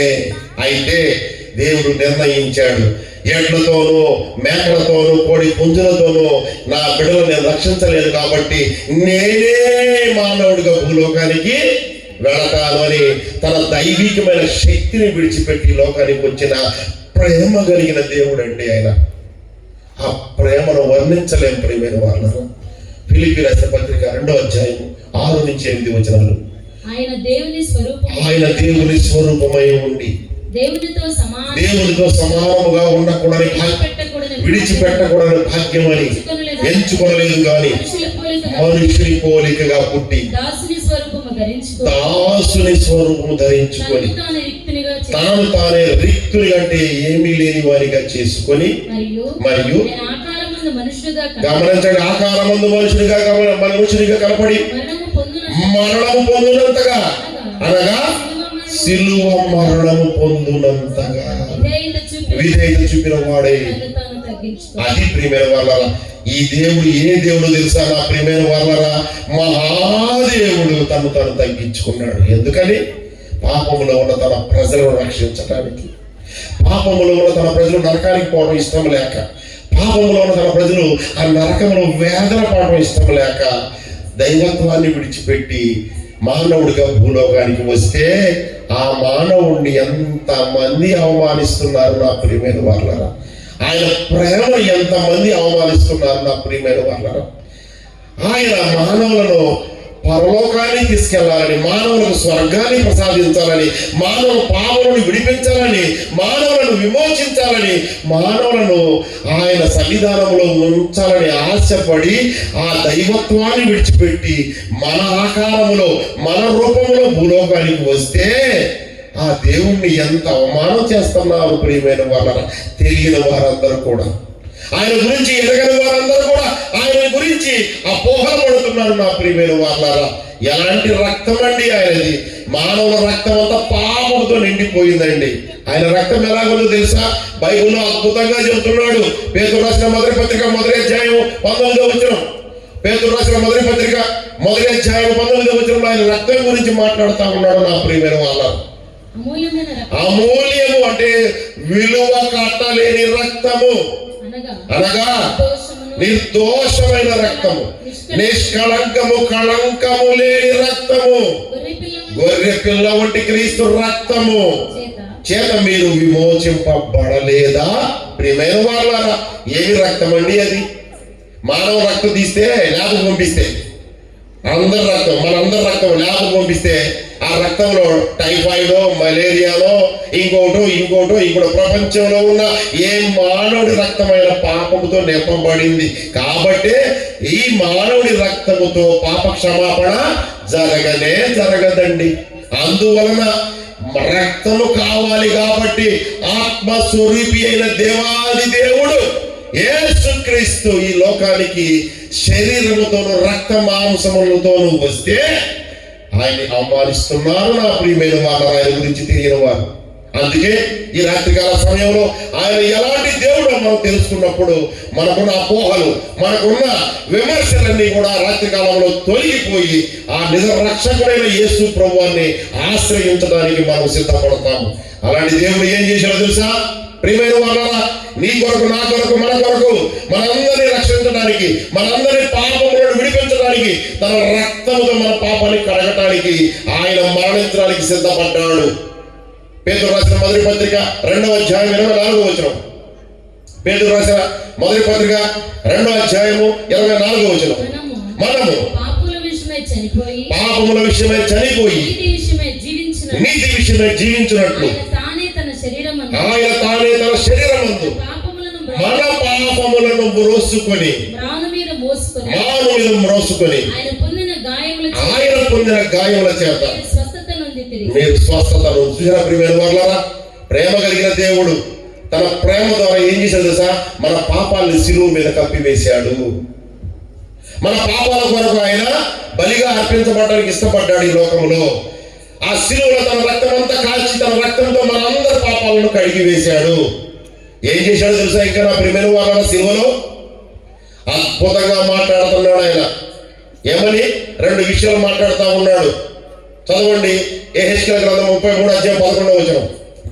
యెహెజ్కేలు గ్రంథము 33 అధ్యాయము 11వ వచనం ఏమంటున్నాడో చూడండి ప్రియమైన వాళ్ళారా. యెహెజ్కేలు గ్రంథము 33:11. కాగా వారితో ఇట్లా నా జీవము తోడు దుర్మార్గుడు మరణము నొందుట వలన నాకు సంతోషం లేదు. దుర్మార్గుడు తన దుర్మార్గత నుండి మరలి బ్రతుకుట వలన నాకు సంతోషం. అద్భుతమైన మాట అయ్యా దేవా, నీకు స్తోత్రం అయ్యా. ఏమన్నాడు తెలుసా? ఈ లోకంలో దేవుళ్ళు అవతరపడిన వారు ఎవరి మాటల్లా దుర్మార్గుడిని చంపాలి, దుర్మార్గుడిని శిక్షించాలి, దుర్మార్గుడిని లేకుండా చేయాలి అన్నారే కానీ ప్రేమ కలిగిన దేవుడు, కృప కలిగిన దేవుడు, దయ కలిగిన దేవుడు, జాలి కలిగిన దేవుడు, దేవాది దేవుడు యేసు ప్రభు మాత్రమే ఈ మాట అన్నాడు. ఏమని? దుర్మార్గతలో చచ్చిపోవడం నాకు ఇష్టం లేదు. ఆ దుర్మార్గతను విడిచిపెట్టి బ్రతకడమే నాకు ఇష్టము. ఆ దుర్మార్గుడిని నేను దుర్మార్గతలో విడిపిస్తాను. ఎలాగా? నా పుణ్య రక్తంతో దుర్మార్గత కడిగి వేస్తాను. నా మరణంతో అతను పొందవలసిన మరణాన్ని నేను తీసుకొని అతను బ్రతికిస్తాను. ఎలాగా? కొరింథీయులకు రాసిన 2వ పత్రిక 5:21 ద్వారా. ఎలాగా? కొరింథీయులకు రాసిన 2వ పత్రిక 5:21 ద్వారా. ఎందుకనగా మనము ఆయన యందు దేవుని నీతి అగునట్లు పాపము ఎరుగని ఆయనను మన కోసము పాపముగా చేశారు. కాబట్టి నా ప్రియమైన వాళ్ళారా, గుడ్ ఫ్రైడే ఏం జరిగిందో తెలుసా? పాపము ఎరగని ఆయనను మన కోసం పాపముగా మార్చాడు. నీ కొరకు, నా కొరకు, ప్రపంచంలో ఉన్న మానవులందరి రక్షణ కొరకు ఆయన సిలువ మరణాన్ని పొందాడు. ఆ సిలువలో ఆయన పొందిన మరణము, ఆయన కాల్చిన రక్తము మన పాపానికి నివృత్తి, మన పాపానికి క్షమాపణ, మన పాపానికి విమోచన. మనము నిత్య నరకములో నుండి విడిపించబడటానికి మనల్ని నీతిమంతులుగా మార్చాడు. నా ప్రియమైన వారరా, ఎవరిని? ఎన్టీఆర్ నగర్లో ఉన్న వారిని మాత్రమేనా? నో, ఇక్కడ ఉన్న వారిని మాత్రమే కాదు, ప్రపంచంలో ఉన్న ప్రతి మానవులందరినీ కూడా రక్షించి పరలోకాన్ని తీసుకువెళ్ళడానికి, అంటే ఆ స్వర్గాన్ని ప్రసాదించడానికి, నిత్య నరకములను విడిపించడానికి మహాదేవుడైన, సృష్టికర్త అయిన, దేవాది దేవుడైన యేసు క్రీస్తు ప్రభువు తన రక్తమంతా ఆ కలువరిసిలో చిందించి తన పుణ్య రక్తముతో మానవాళి పాపాన్ని పరిహరించాడు. అలాగే ఆయన మన కొరకు మరణించి చనిపోయి సమాధి చేయబడి తిరిగి మరణాన్ని గెలిచి లేచాడు రేపటి దినమున. ఈ లోకంలో చనిపోయి సమాధిలో నుండి లేచిన వారు ఏ దేవుడు లేడు. ఈ ప్రపంచంలో ఏ మత గ్రంథంలో కూడా మానవుడిగా పుట్టి మానవ పాపాన్ని పరిరక్షించి చనిపోయి సమాధి చేయబడ్డ ఏ దేవుడు లేడు. ఒకే ఒక్క దేవుడు, ఆయన మహాదేవుడు, ఆయన మాత్రమే రక్షకుడు, ఆయనే ప్రభు అయిన యేసు క్రీస్తుని సగౌరవంగా బైబిల్ గ్రంథం తెలియజేస్తా ఉంది. నా ప్రియమైన వాళ్ళ, అలాంటి మహాదేవుణ్ణి, అలాంటి సృష్టికర్తను నీ కొరకు, నా కొరకు మరణాన్ని పొందడానికి ఇష్టపడి లోకానికి వచ్చిన ఆ దేవాది దేవుణ్ణి తక్కువగా చూస్తే మనము పాపమే, మనము నరకమే, మనము ఆ అగ్నిగుండమే. నా ప్రియమైన వాళ్ళరా, అందుకని మీకున్న అపోహలన్నింటినీ కూడా ఈ రాత్రికాల సమయంలో దేవుడు తీసివేస్తున్నాడు. మీకున్న అనుమానాలన్నింటినీ కూడా దేవుడి రాత్రికాల సమయంలో తన మాటల ద్వారా తీసివేస్తున్నాడు. మీ హృదయాలలో నిజమైన దేవుడి యొక్క లక్షణాలను మీకు తెలియజేస్తున్నాడు. నా ప్రియమైన సహోదరి సహోదరులారా, ఎన్టీఆర్ కాలనీలో వాక్యం వింటున్న నా సహోదరి సహోదరులారా, ఇంట్లో కూర్చున్న నా సహోదరి సహోదరులారా, మంచం మీద పడుకున్న నా సహోదరి సహోదరులారా, ఈ ప్రాంతంలో ఈ మైక్ ద్వారా ఎంతమంది అయితే ఈ రక్షణ సువార్త వింటున్నారో మీ అందరికీ యేసుక్రీస్తు వారు రక్షించాలని, మరణమును విడిపించాలని, నరకాన్ని తప్పించాలని, పరలోకాన్ని మీకు బహుమానంగా ఇవ్వాలని ఆశపడుతున్నాడు. అయితే ఆయన మిమ్మల్ని ఏమీ కోరటం లేదు. మీ దగ్గర నుంచి బంగారము, మీ దగ్గర నుంచి డబ్బులు, మీ దగ్గర నుంచి వెండి ఏమీ అడగటలా, ఏ మొక్కుబళ్ళు అడగటలా. ఆయన అడుగుతుంది ఒక్కటే, మీ హృదయాన్ని. అందుకనే బైబిల్లో దేవుడు మాట్లాడుతూ ఉన్నాడు. కొరింథీయులకు రాసిన 2వ పత్రిక 6వ అధ్యాయము 2వ వచనం. కొరింథీయులకు రాసిన 2వ పత్రిక 6వ అధ్యాయం 2వ వచనం. అనుకూల సమయమున నీ మొర ఆలకించితిని, రక్షణ దినమందున నిన్ను ఆదుకుంటిని అని ఆయన చెప్పుచున్నాడు. ఇదిగో ఇప్పుడే మిక్కిలి అనుకూలమైన సమయము. ఇదిగో ఇదే నేడే రక్షణ దినం. నా ప్రియమైన వారలారా, ఇదిగో ఇప్పుడే మిక్కిలి అనుకూలమైన సమయము, నేడే రక్షణ దినము. మీరందరూ కూడా రక్షణ పొందాలంటే, ఆ స్వర్గాన్ని పొందాలంటే, ఆ నిత్య నరకం నుండి విడిపించబడాలంటే ఇప్పుడే ప్రభువైన యేసుక్రీస్తును అంగీకరించండి. ఎలా? యోహాను రాసిన మొదటి పత్రిక 1వ అధ్యాయం 9వ వచనం. యోహాను రాసిన మొదటి పత్రిక 1వ అధ్యాయం 9వ వచనం. మన పాపములను మనం ఒప్పుకొనిన ఎడల ఆయన నమ్మదగిన వాడు నీతిమంతుడు గనుక మన పాపములను క్షమించి సమస్త దుర్నీతి అంటే అర్థం తెలుసా? మనలో ఉన్న శరీర ఆశల నుండి, నేత్రాశల నుండి, జీవపు డంబము నుండి, మన పాపమంతటి నుండి మనల్ని పరిశుద్ధపరచును, మనల్ని నీతిమంతులుగా మార్చును. నా ప్రియమైన సహోదరి సహోదరుడా, యేసు ప్రభు వారు పరాయి దేశపు దేవుడు కాదండి. ఆయన ప్రజలందరికీ దేవుడండి. ప్రజలందరికీ దేవుడండి ఆయన. అయ్యా నా ప్రియమైన వారలారా, యేసు ప్రభు వారి గురించి ఒకే ఒక మాట చెప్పి నేను ముగించబోతున్నాను. అపోస్తలుల కార్యాల గ్రంథము 10వ అధ్యాయం 36వ వచనంలో ఏమని తెలియజేశాడు దేవుడు? అపోస్తలుల కార్యాల గ్రంథము 10వ అధ్యాయం 36వ వచనంలో యేసు క్రీస్తు ప్రభు అందరికీ దేవుడు. యేసు ప్రభు అందరికీ ప్రభు. ప్రభు అంటే దేవుడు. అందరికీ. ఆయన కులాలు మతాలు భేదాలు లేవండి, ప్రాంతాలు భేదాలు లేవండి, మతాలు భేదాలు లేవండి. ఆయన ప్రపంచంలో ఉన్న మానవులందరికీ దేవుడు అని బైబిల్ చెబుతా ఉన్నది. మనమే ఆయనకి ఏం చేస్తున్నాం? కులాలు అంటగడుతున్నాం, మతాలు అంటగడుతున్నాం, ప్రాంతాలు అంటగడుతున్నాం. అది మన అవివేకం, అది మానవుల యొక్క అవివేకం. యేసు ప్రభువుని ఎరగని వారందరూ కూడా అవివేకంతో మాట్లాడుతున్న మాటలే.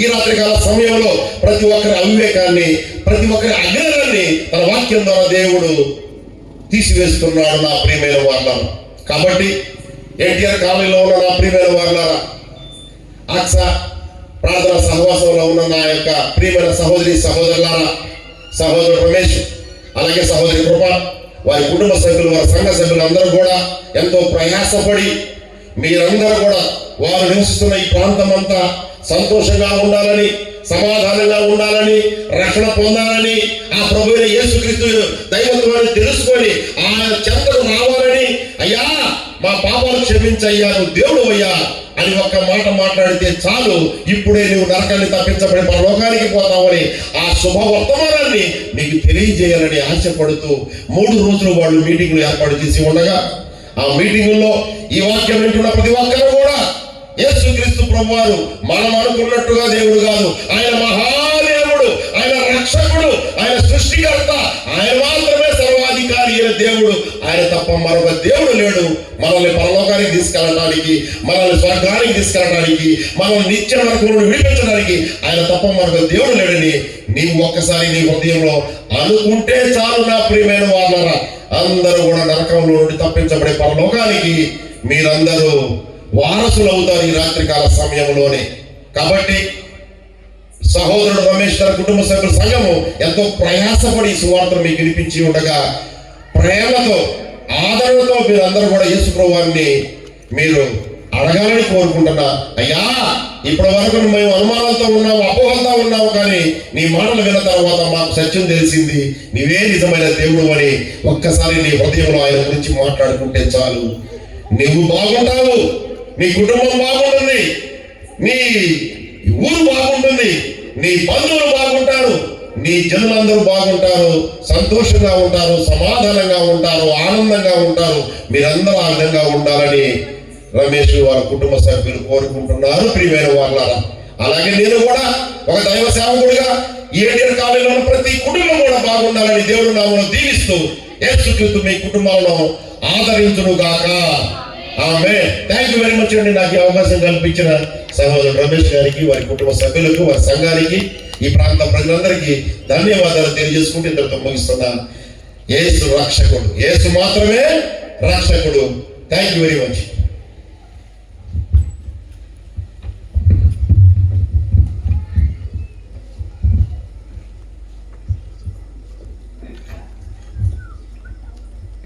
మనందరం లేచి నిలబడినట్లయితే మనందరం ఒక్కసారి లేచి నిలబడి విన్న వాక్యం నాకు దీవెనకరంగా చేయండి ప్రభువా. నిజమే ప్రభువా, నేను పాపినయ్యా. నా పాపముల చేత ఏడవబడుచు, నా వ్యసనముల చేత, నా అతిక్రమముల చేత నిన్ను దూరం చేసుకున్నానయ్యా. నన్ను క్షమించండి, నీవు మహా గొప్ప దేవుడు అని నీ వాక్యము ద్వారా నాకు తెలియజేసినందుకే నీకు స్తుతులు ప్రభువా అంటూ ప్రతి ఒక్కరూ హృదయపూర్వకంగా చిన్న ప్రార్థన చేద్దామండి. అందరూ కళ్ళు మూసుకొని దేవుని వైపు చూడండి. విన్న వాక్యము ఎంతో శ్రేష్టమైనది. ఈ శ్రేష్టమైన వాక్యము నీ కోసమే, నా కోసమే. మన ప్రాంతానికి దేవుడిచ్చాడు. మన కాలనీలో ఉన్న ప్రతి బిడ్డకి దేవుడిచ్చాడండి. అందరూ కళ్ళు మూసుకొని దేవుని వైపు చూస్తూ దేవుని నామానికి మహిమకరముగా నీ హృదయాన్ని ఇస్తావా? నీ హృదయాన్ని ఆయనకి ఇస్తే నీ హృదయాన్ని ఆయన రక్తములో కడిగి పరిశుద్ధపరుస్తాడండి. నీ తలంపులను మారుస్తాడు, నీ ఆలోచనలు మారుస్తాడు, నీ సమస్తమును కూడా ఆయన బాగు చేస్తాడు. ఇదిగో నువ్వు అనుకుంటున్నావేమో, నేను ఘోరమైన పాపిని, నన్ను క్షమిస్తాడా? తప్పకుండా క్షమిస్తాడండి.